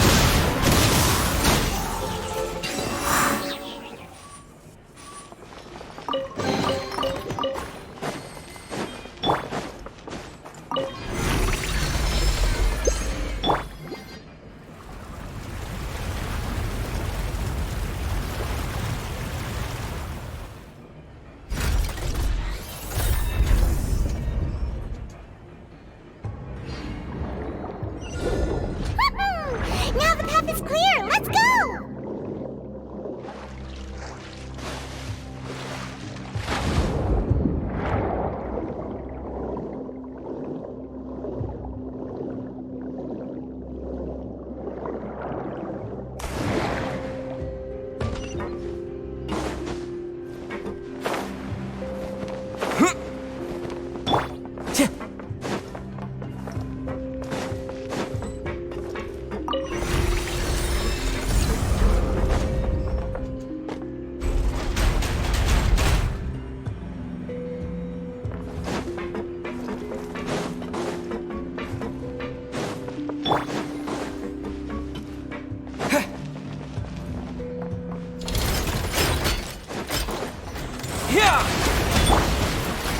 The wind knows me.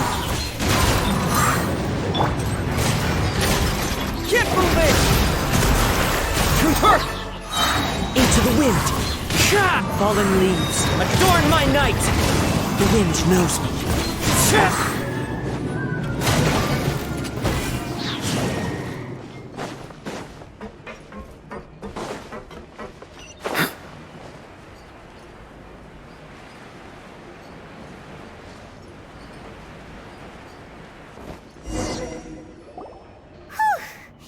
After all that, we finally made it to the innermost sanctum.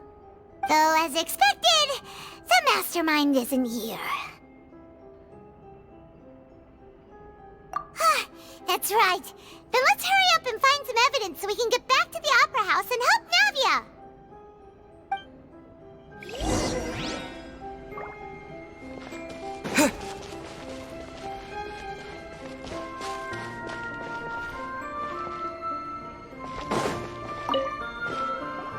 Whoa!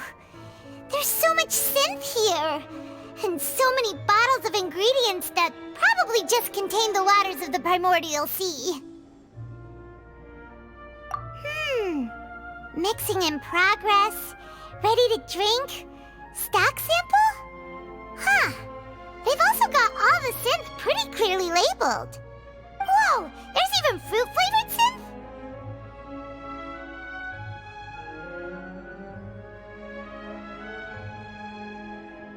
Yep, it's super obvious.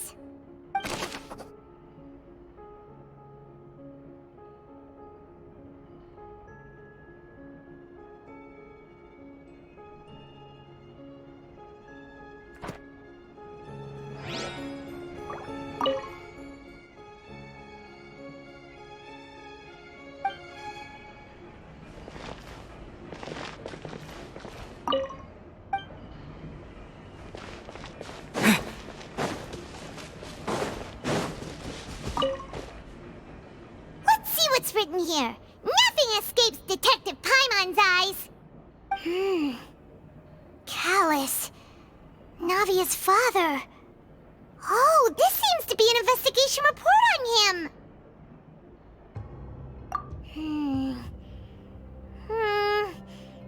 Yep! It's about finding someone to assassinate Jacques and Callus because of a lack of confidence that Jacques himself would go through with it! This should prove the existence of the third person, right?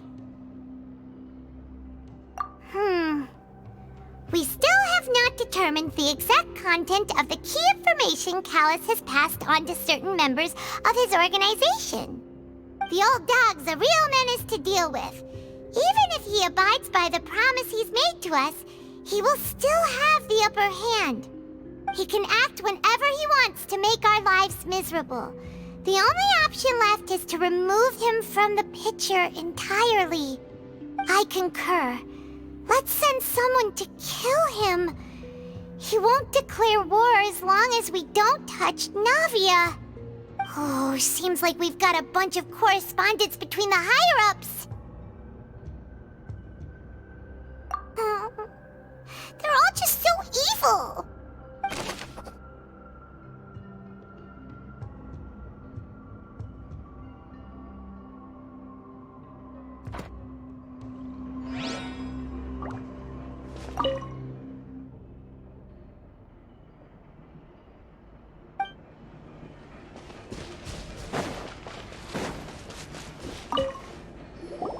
What's all this? Aw, it's a bunch of really cute things! Pink accessories, a hair tie, a necklace, even a makeup box! Oh, Paimon sees it too, but why are all these cute things labeled with different girls' names? Huh? You mean the girls from the serial disappearances? They were brought here? And then they were turned into water. And all the boxes of things. These names. That means... Oh, this is terrible.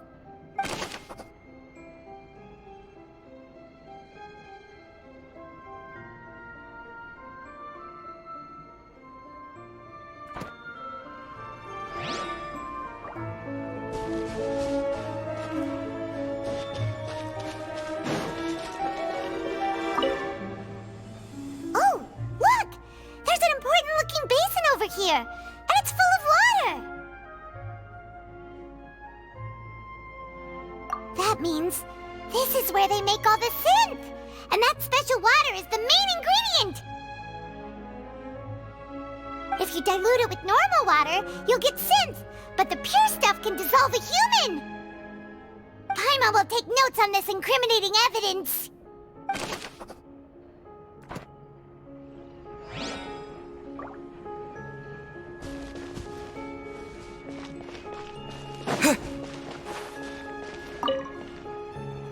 What's this over here?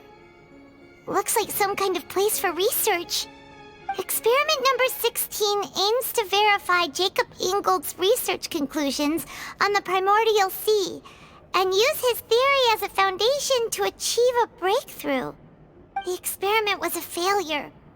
No individual managed to resurface from the water from the primordial sea. Female specimens 22, 23, and 24 were dissolved.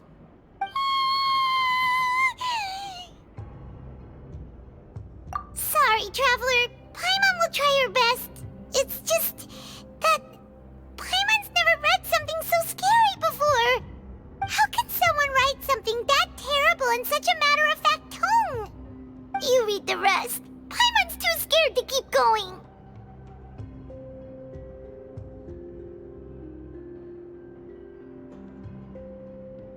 So that's why he did all of these experiments.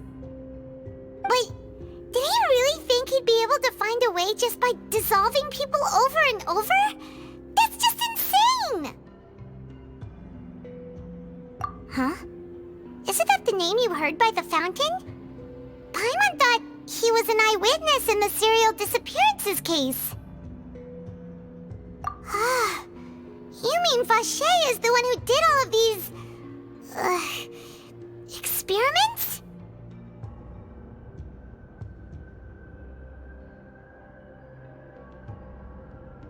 So that's it! Vache was no victim, but personally took his lover and... No, that's not it either!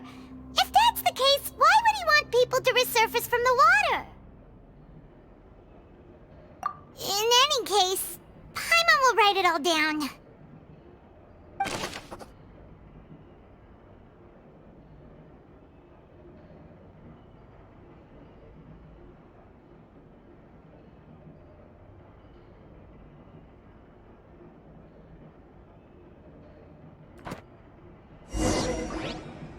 We've looked at almost everything here, and it seems like our theories were spot on.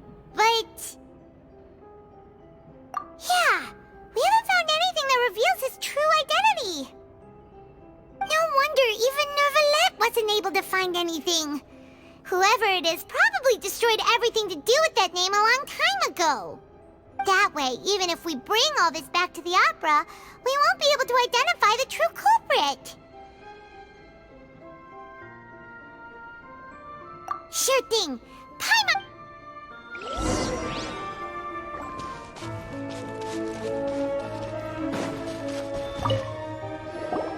You take that side and Paimon will take this side. Check everything carefully. We'll find something for sure.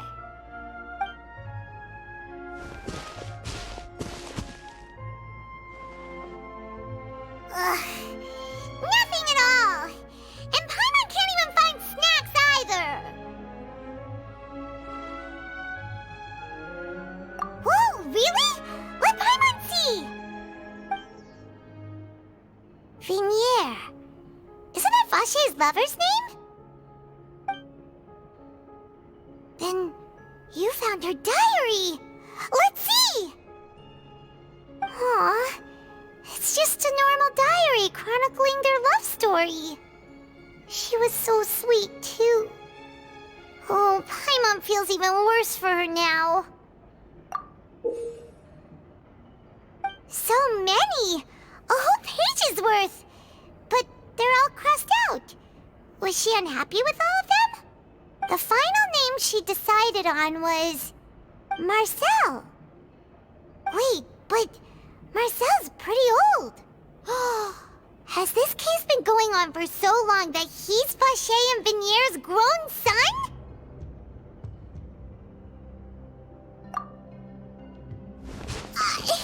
Hey! Paimon still hasn't figured it out yet.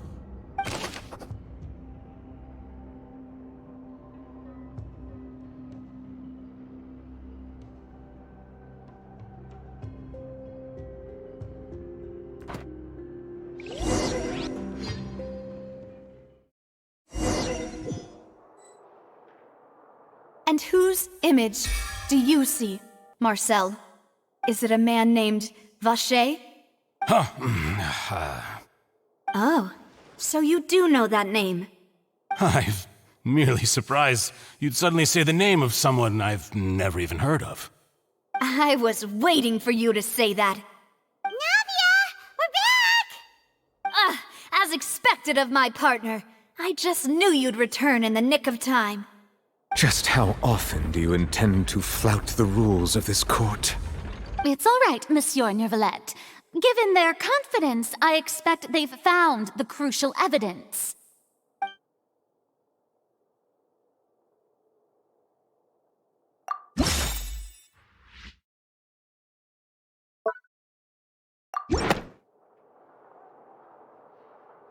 But the truth of it, Marcel, is that you've always been Vache.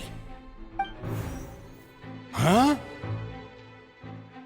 We've investigated your lair and we already know everything! After your lover, Vinier, was dissolved, you kept abducting young women to experiment on the hopes of bringing her back to you! You even created Marcel as a new identity and destroyed all records of your past as Vache! So that's it. Even the villains in opera performances rarely go that far. And with that, Marcel's motive has now been established. This information regarding your past also dismantles your prior timing defense. Well, Marcel, do you know where you went wrong? You fixated your gaze on the lover that passed away, instead of paying attention to the living people around you. So, you never noticed how we changed, or how we grew as individuals. You also never understood Boss's real expectations for his daughter. Or our determination to see things through. Your determination. Mr. Marcel, please speak up now if you would like to defend yourself. Otherwise, the trial will move on to the next stage. Do you really think I wanted to do any of this? Pay attention to you? What for? Have you ever paid attention to me? Ever empathized with my pain? Ever known how it feels to watch the love of your life dissolve right in front of your eyes? No one helped me. No one even believed me. All those decades ago, even the officers from the Maison Gardiennage were laughing at me. They said there's no way a human being can turn into water. So I must have gone mad from grief. Vignier's death was brushed away by all of you as if it didn't matter at all. Well, now you know, don't you? Ha! Well, it's too late now. All those who were dissolved are gone forever. You only have yourselves to blame. You set up this ornate opera house in pursuit of your so-called justice, your beloved drama, while turning a blind eye to the suffering of the people. Vignier is dead. We promised each other that we would always be together. Wherever she goes, I will follow. But I'm not from this blasted place, so I can't be dissolved, no matter what I do. Hey, is that water from the primordial sea that he's drinking? I can't dissolve! Can't dissolve! Can't dissolve! Do you all see? I can't go, I can't follow. So if I can't go where she is, what choice do I have but to try to bring her back? I did all of that, and in the end, that accursed Callus still got the better of me. I spent my entire life living on pins and needles, only to get stabbed by his idiot daughter at the very end. The suspect is exhibiting signs of mental distress. Guards, please restrain him. Don't touch me! Don't anybody come near me! I still need to save Vignier. I promise. We made a promise. Vignier. Vignier! Please, Vignier. Don't think badly of me. All I want to do is fulfill our promise. At this point, the verdict of this trial is clear. With Mr. Marcel's conviction, the charges against Mr. Tartaglia no longer have any basis. Fine by me. I was in a bad mood, but after a show like that, I'm actually feeling pretty good. Traveler, please submit all the evidence you have collected to the guards, so that I might review and summarize the truth behind the serial disappearances case. The man now known as Marcel was originally named Vacher and worked as an adventurer with his partner and lover Vignier. During an underwater expedition, Vignier accidentally came into contact with water from the primordial sea and was dissolved in front of Vacher as a result. Vacher learned of the primordial water's existence through the work of others and began to kidnap young women for research, with the goal of discovering a method to restore Vignier back to life. To cover his tracks, he invented the new alias of Marcel and began to operate a business in Poisson. During the course of his research, Vacher discovered that a diluted concoction of water from the primordial sea can induce feelings of euphoria, and began to manufacture and market synth. However, as he accumulated wealth to fund his continued research and expanded the scope, he came into conflict with Spina di Rosula. After exchanging blows with Spina di Rosula for many years, Vacher decided to assassinate their president Callus at a banquet. Although the assassination did not go as Vacher expected, he was able to turn Callus into the murder suspect by dissolving the assassin he sent to the scene. And just recently, Vacher attempted to frame Linny as the culprit of the serial disappearances case, using a similar method. However, his attempt to frame Linny failed, and the power of water from the primordial sea became public knowledge. This case also exposed enough of Vacher's machinations that he was eventually successfully charged in court. Thus concludes the enigmatic history of the serial disappearances case, with the truth revealed to all.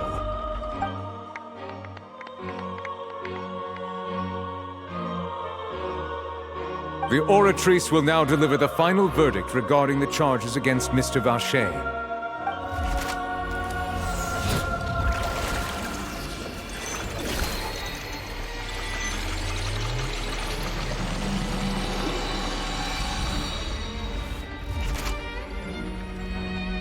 According to the judgment of the Oratrice Mécanique d'Analyse Cardinale, Mr. Vache is guilty. Guards! Take Vache away. Good. It's what he deserves. With that, the serial disappearances case is over now. We really just witnessed history. Who would have thought the true culprit would be such a polite and well-spoken guy? Yippee! We helped Navia bring the bad guy to justice! He's hurt so many innocent people and now he's finally getting what he deserves! Huh? Are you okay? Demoiselle, you were absolutely brilliant. The day our late boss had always hoped for has finally come. You can rest easy now, knowing justice has been served. Yeah. It's finally over. It's all thanks to you guys. And my partner. See, Papa? Spina di Rosula's still doing well with me at the helm. Well now, hasn't this been a most delicious piece of drama? The villain has been caught, justice has been served, past wrongs have been righted, and it's a big ol' happy ending. Since it's been such a great show, I'll just let the false accusations against me slide. Either way, I've still got some business to attend to. So, if you'll excuse me... Please wait just one moment, Mr. Tartaglia. What now? None of this has anything to do with me. According to court protocol, since this trial was initiated due to a charge against you, a verdict must also be made regarding the initial charge before the trial can conclude. Oh, come on. Is this really necessary? Haven't you already caught the real criminal? Isn't it time for side characters like me to exit stage left? Please respect the laws of Fontaine. This has always been the rule. All right, but this sure is a lot of hassle. All I need to do is stand over there, right? Let's just get this over with. Through evidence presented in the public trial that was just held, it has been established that Mr. Tartaglia has no direct connection to the serial disappearances case. The guilty party has been identified, and thus it is logical to suppose Mr. Tartaglia is innocent of the charges. We now turn to the Oratrice Mécanique d'Analyse Cardinale to render the final verdict on the charges.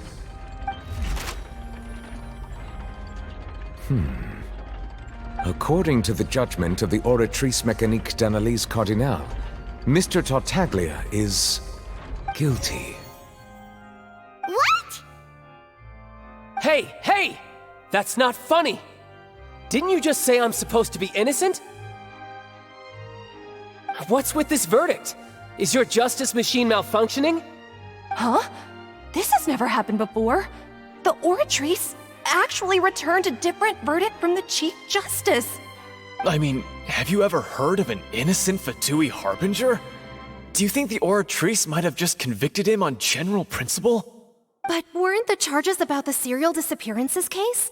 No matter what else he's guilty of, it shouldn't affect the verdict in this case, right? The judgment of the Oratrice Mécanique d'Analyse Cardinale is, by law, the final verdict of the court.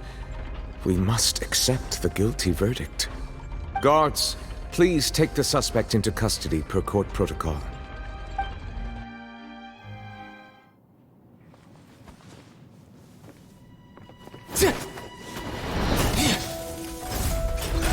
So this is how justice is done in Fontaine. What a joke. You've got your rules. Well, I've got mine too!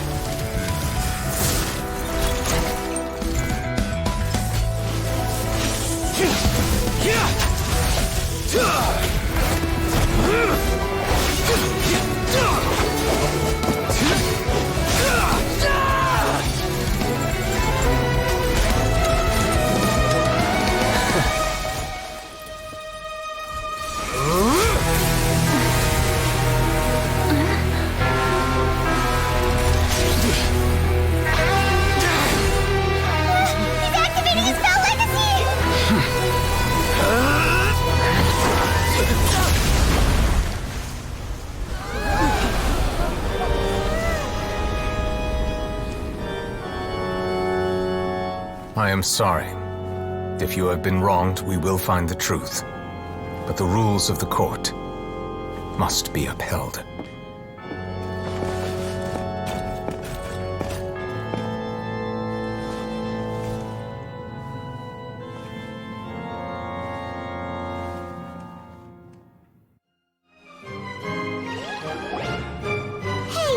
Monsieur Novelette? What's going on? Shouldn't they have been cleared already? Apologies.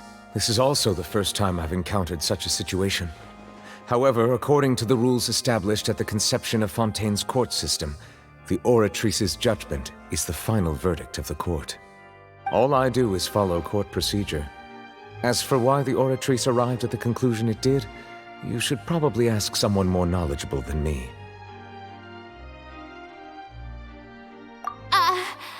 Why are you looking at me? I had nothing to do with it! I don't know what happened there either! Hey, stop staring at me! What does Lady Farina mean by that?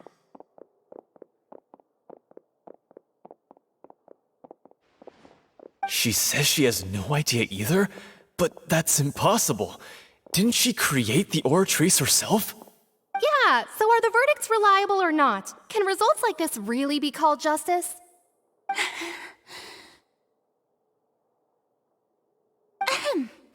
My dearest citizens, did you really think we'd allow an incorrect verdict to be handed out in this court?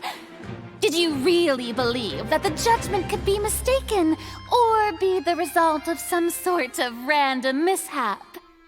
Don't tell me you thought even I had been blindsided by the Oratrice's result. But the way she looked just now, it was pretty obvious she had no idea what was going on. However, given the state of things, I shall give you an explanation. Everything that just took place, including my supposed shock and bafflement, was a part of an elaborate performance, with every action meant to stir up drama and excitement.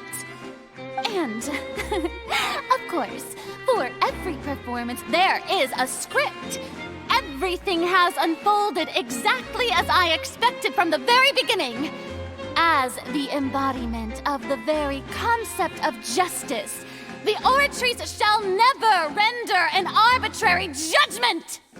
If you thought Child had nothing to do with the serial disappearances case, it is only because you've been blinded by the superficial appearance of innocence. Everything he's done, not to mention the danger he poses, are beyond ordinary comprehension and completely unforgivable! All shall be revealed in time.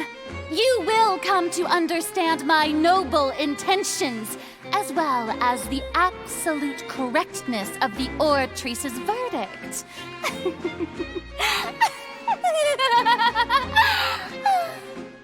Now, having said that, although I hate to leave things hanging in suspense, it is now time for this performance to end.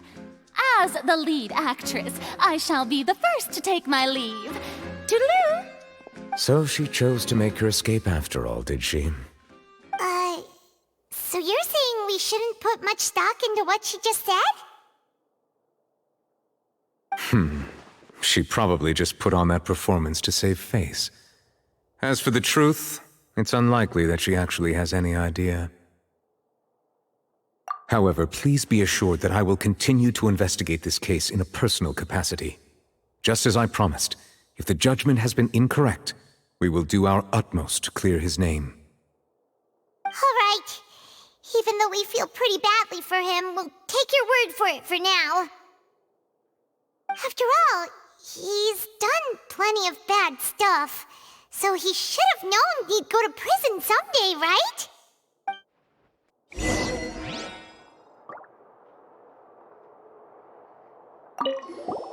Oh, Monsieur Neuvillette! That power you showed when you took him down. Who are you really? I'm the Chief Justice of Fontaine, of course. If officers of the law lack the strength and capability to enforce it, then it makes a mockery of justice.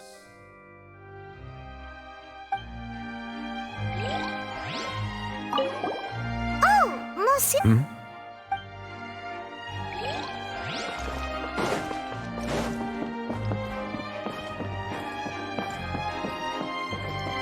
Time to go.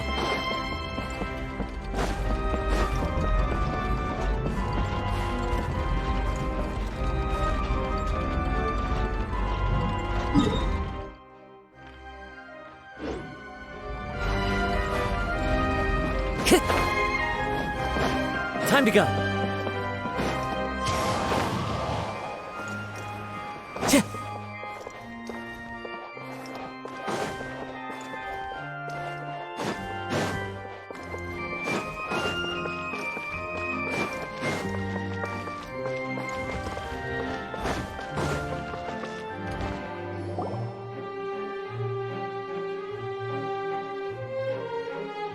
Hey, what are you doing? Quick, stop him! Traveler! Hey! Traveler! Marcel! What are you doing over here? Stop resisting arrest! Cease, or we'll add another charge to the list! No, wait! I just want to ask the Traveler something. I'm not looking to run away. Please, just let me ask this one small thing. Go on. Thank you. I was being led away when I finally realized something. Where did you first hear the name Vache? I erased all records of that name. So, unless... Are you still trying to prove your innocence? Give it up. You've already been convicted. Really? You did? You're sure? You met her? But how could that be? How did you manage to do it? The Fountain of Lucine? Then she's been so close to me all along. And I just never... Please give me a chance to talk to her again. Just let the Traveler take me to the fountain to see her one last time. This is the last request I'll ever make in my life. You can do whatever you want to me afterwards. I don't care. What? Give an inch and you want to take a mile? Do you think serial killers get to make requests like that? Paimon agrees. Why should we give him what he wants when he's only done a ton of super terrible things? This request, is it worth as much to you as your life? Of course! Wait, no. It's worth even more than my life. Humans. Will they betray the instinct to live just to satisfy spiritual needs? Very well. I will grant your request. Your Honor, I fear that... I will go with him. You do not need to worry about any escape. In that case, I shall leave him in your most capable hands, Chief Justice. Thank you, Your Honor.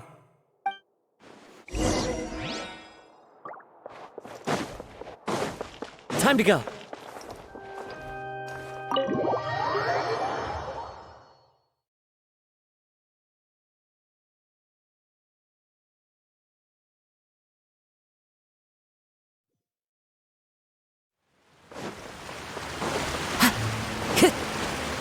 Time to go.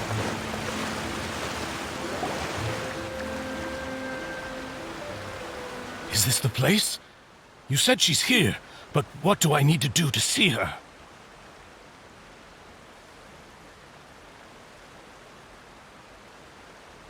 Yeah, and even Paimon could hear her after drinking that thing. Didn't you just drink a lot of it on the stage as well?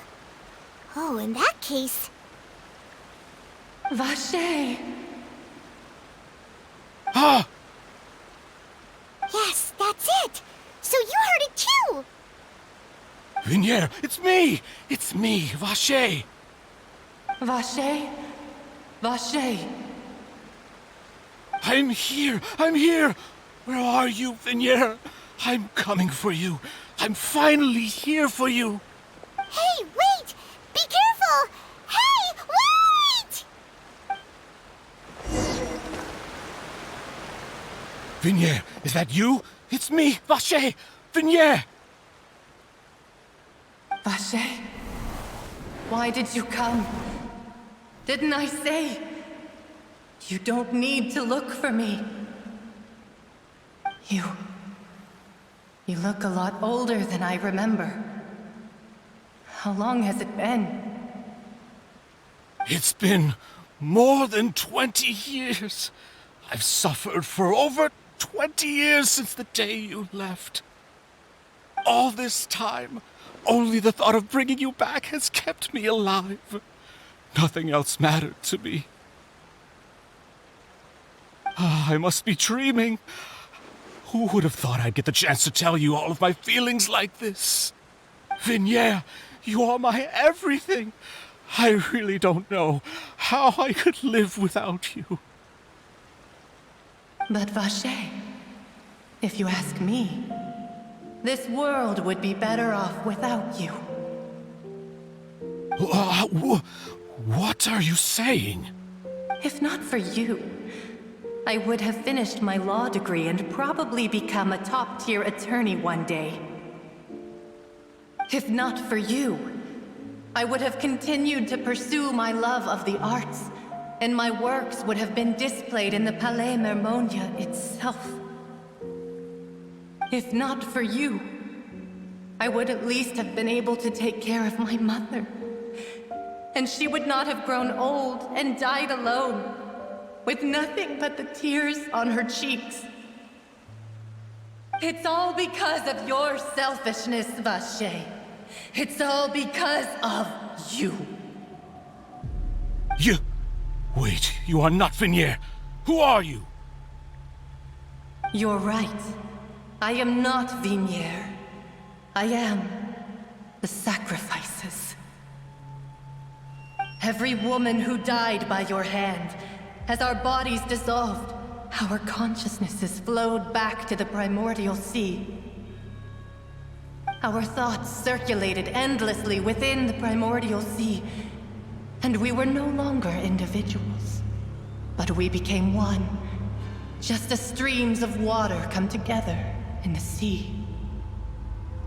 I'm Cressy. I'm Lemony. I'm Azine.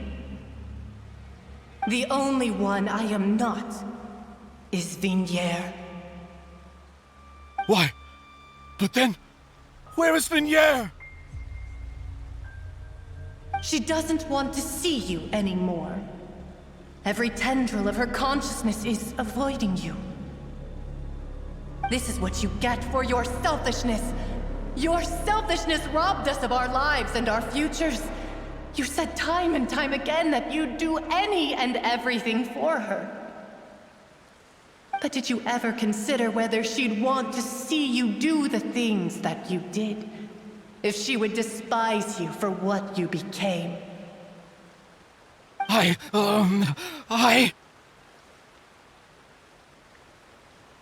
You are a liar, a heartless murderer, and a cowardly narcissist.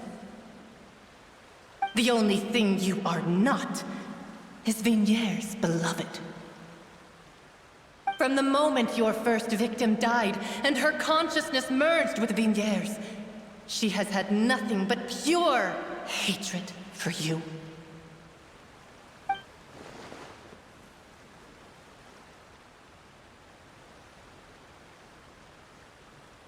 No!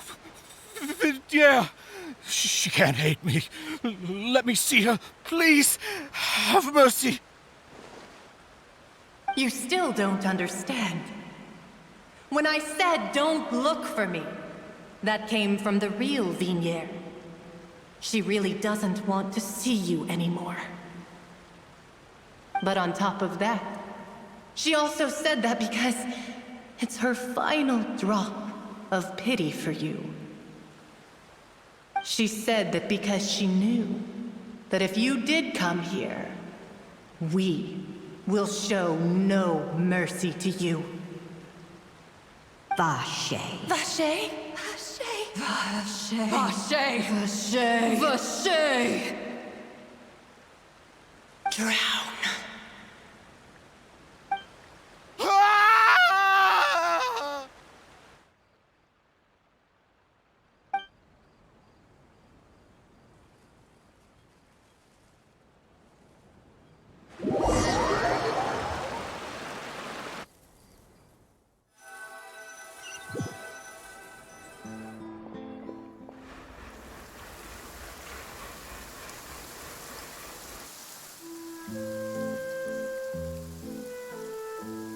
Finally, we have some time to do shopping.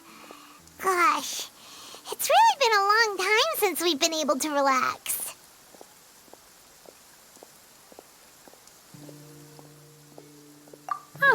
Well met, partner.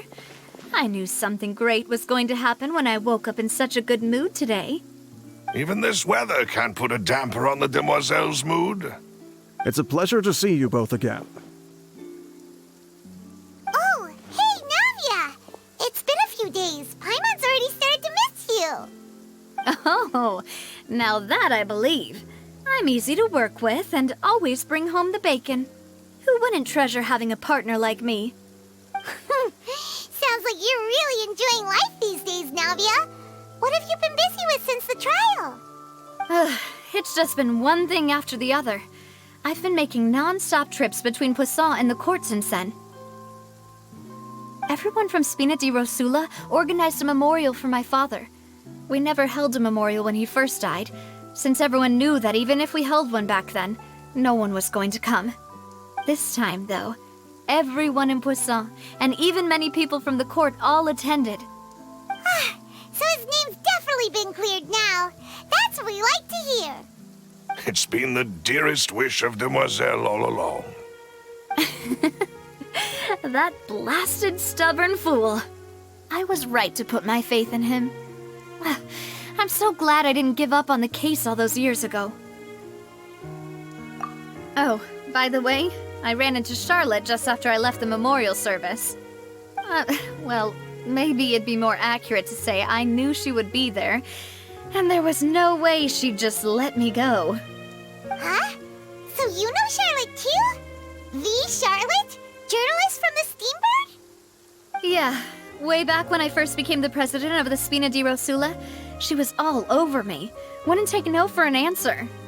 I believe the story was called The True Heart of Darkness, Secret Tales of the Yellow Rose. To be fair, though, it was a really flattering feature. So, we've been on pretty good terms ever since. She was trying to lean on our friendship to get me to do an exclusive piece on the serial disappearances case. Oh yeah, she told us about that. She's always been super interested in that case, so now her wish has finally come true too. Anyway, I told her to make sure that when she writes about you guys entering the opera house with the critical evidence, that you both sound really cool. Now that's another thing to look forward to. We trust Charlotte's skills with a pen for sure. Oh, and in other news, I also took Clarand out for a meal. Oh, are you two on better terms now? While you were investigating Vache's headquarters, Clarand gave testimony on my father's behalf.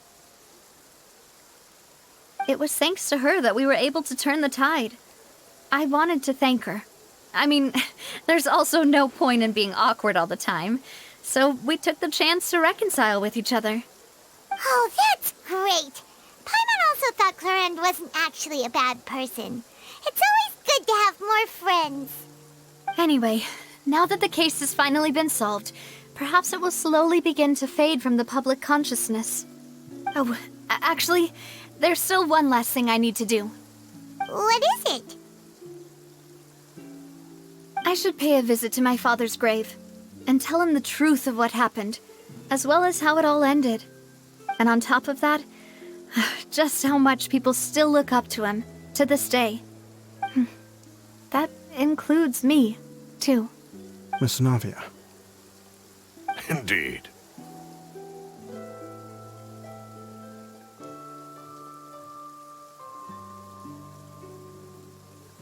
We want to go too! We also think Callus is a really admirable person. Sure thing. I'd like you two to share the moment with me. After all, without you, there might not have been such a positive ending. And in that case, everyone, let's be off. Considering the recent weather, we'll be lucky if we can reach Poisson before dark. Yeah, you're right. It's been raining non-stop for a few days now.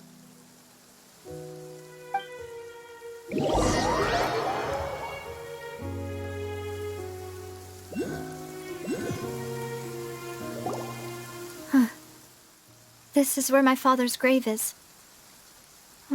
To be perfectly honest, even I haven't been back here for a long time. Huh? There's someone there already. Wait. That figure. It can't be... Isn't that Nervalette? Why would the Chief Justice be here? Huh? Navia?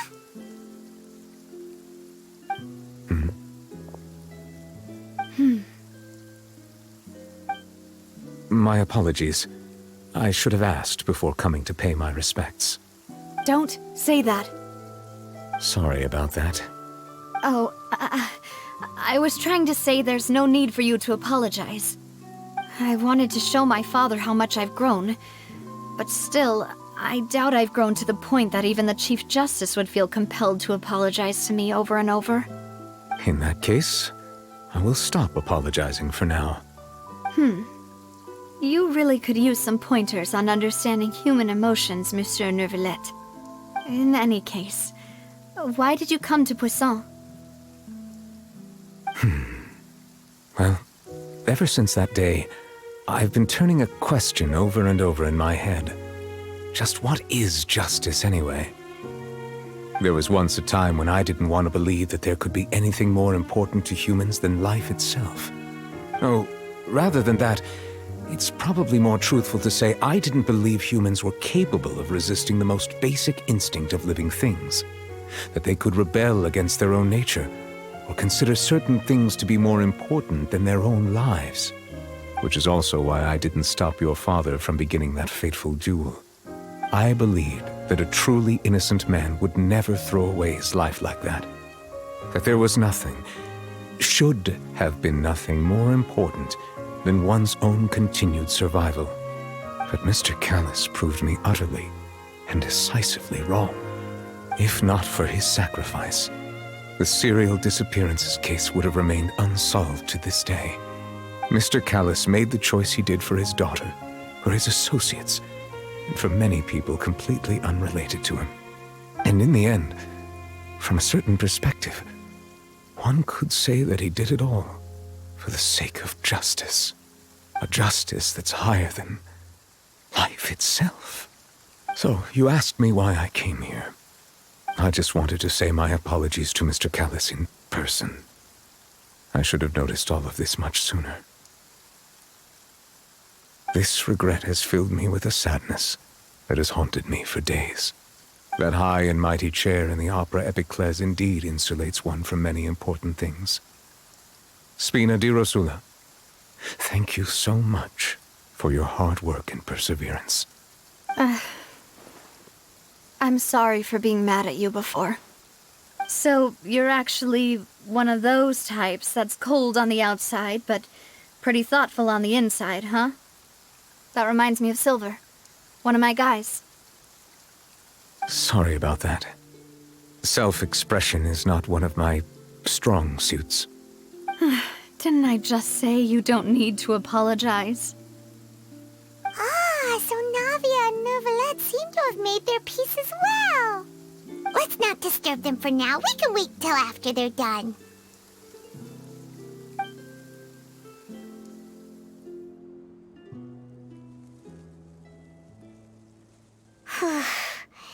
Paimon's never paid respects at someone's grave before. Did Paimon do anything rude there? Huh? Oh, Paimon didn't know that was a thing. But Paimon doesn't know what she would do if she can't fly. Oh no. Paimon hopes Miss Navia won't be too mad. Anyway, Nervalette is still standing around there. It's not often that we can catch him alone like this, so why don't we go talk to him for a bit? If we can't talk to Lady Farina, we can at least talk to him, right?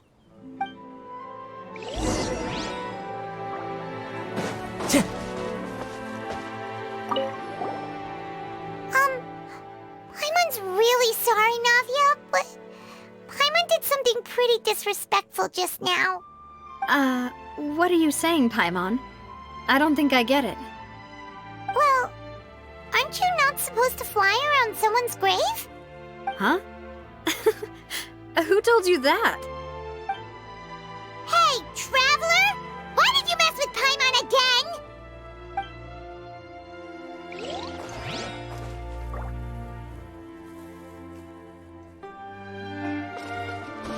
again? Time to go.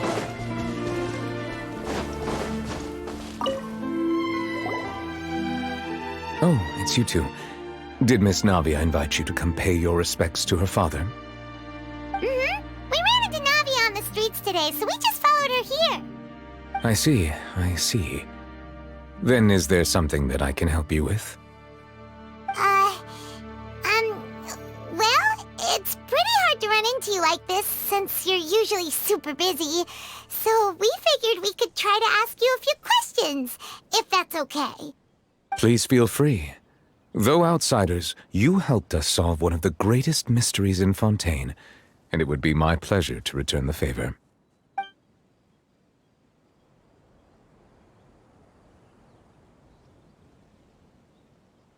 So, at court, the bad guys referred to that special water as water from the primordial sea, but what is it really? Truthfully, that name is already quite accurate. I can only surmise that Vacher and his ilk only learned of its nature and existence after extensive research. There used to be a special sea on the surface of this planet. The nature of its seawater was rather different from that of the sea we know today. Most of Tevat's life forms were first born in that special sea. You could say it nurtured much of the life on this planet. Huh. So it really was where everything began. It makes sense to call it primordial then. But today, the primordial sea no longer exists on the planet's surface. What Vacher discovered must have been some kind of special case, or a remnant from a truly ancient age. Huh. So that's how it is. Oh, you really know everything, Monsieur Neuvillette. But if that's the case, then why would people, at least people from Fontaine, dissolve in that kind of water? Indeed. Why would the primordial sea, which was known to engender and nurture life, suddenly reverse itself and devour life instead? To be frank, that also doesn't match my understanding of this world and its laws. There must still be some unknown secrets around the people of this land. Is there anything else you'd like to ask me about? My apologies. My investigation has still not reached its conclusion. However, I still believe the judgment of the Oratrice was not rendered arbitrarily. But you also said you thought he was innocent. For many years, I have been quite aware that the Oratrice does not simply mechanically repeat the verdict that I give on each case. As a divinely created mechanism, the people's unified faith in the concept of justice is integrated into it. Not only can it produce the incredible power of indemnitium, but it likely also possesses other traits, such as self-awareness. Which is all to say, I have been prepared for a situation like this for a long time. Huh. So when Lenny told us that he heard a human voice from the room where the Oratrice's core is stored... I was not aware such a thing had occurred. Perhaps that could serve to prove my conjecture. I will add that to the list of items to investigate. In any case, I am inclined to believe that the Oratrice does have a methodology all its own. We just do not have enough information. Based on Farina's reaction, I doubt even she had any idea what was going on. She managed to bluff her way through it, though, with her time-tested twin tricks of bravado and drama. While we do intend to get to the bottom of this, for now, we regret to say that the Fatui Harbinger will just have to bide his time in the fortress of Meripede. If we did incorrectly convict him of crimes he did not commit, we will most certainly compensate him to the fullest extent allowed by the law. If you ask Paimon, the only compensation he'll want is a no-holds-barred fight with you. Is there anything else you'd like to ask me about? Your sibling, another blonde-haired traveler. I'm sorry, but I've never seen anyone who matches that description. If she ever stepped foot in Fontaine, I'm sure she followed our laws to the letter, and had no reason to appear on the stage of the opera Epicles. Is there anything else you'd like to ask me about?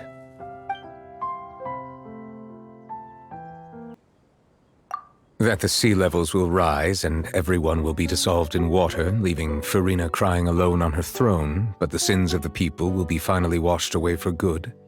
Does that appropriately summarize the version you've heard? That's right!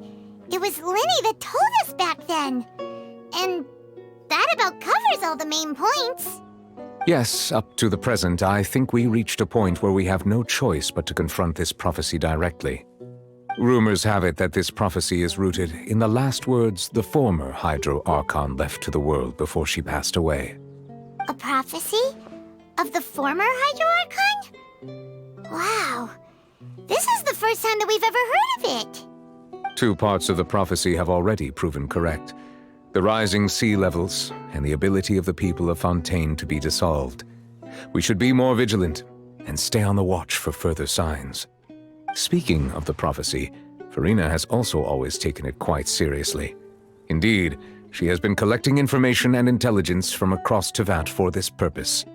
If the rumors were true, then perhaps this prophecy is the conundrum left to Farina by her predecessor. But with Farina being the way she is, can we really trust her to solve it? Is there anything else you'd like to ask me about? Very well.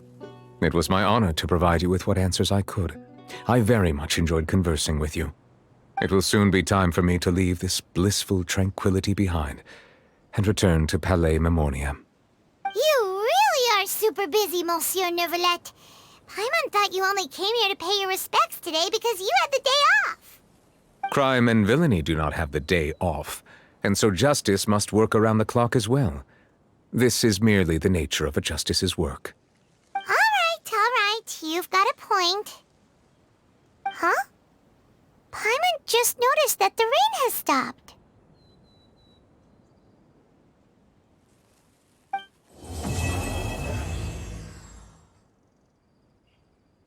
You know, we've been walking around for a while now. Why don't we go back to the Spina di Rosula base in the court of Fontaine and have a rest? Nadia said something about having a place ready for us there, didn't she? Come on, let's go!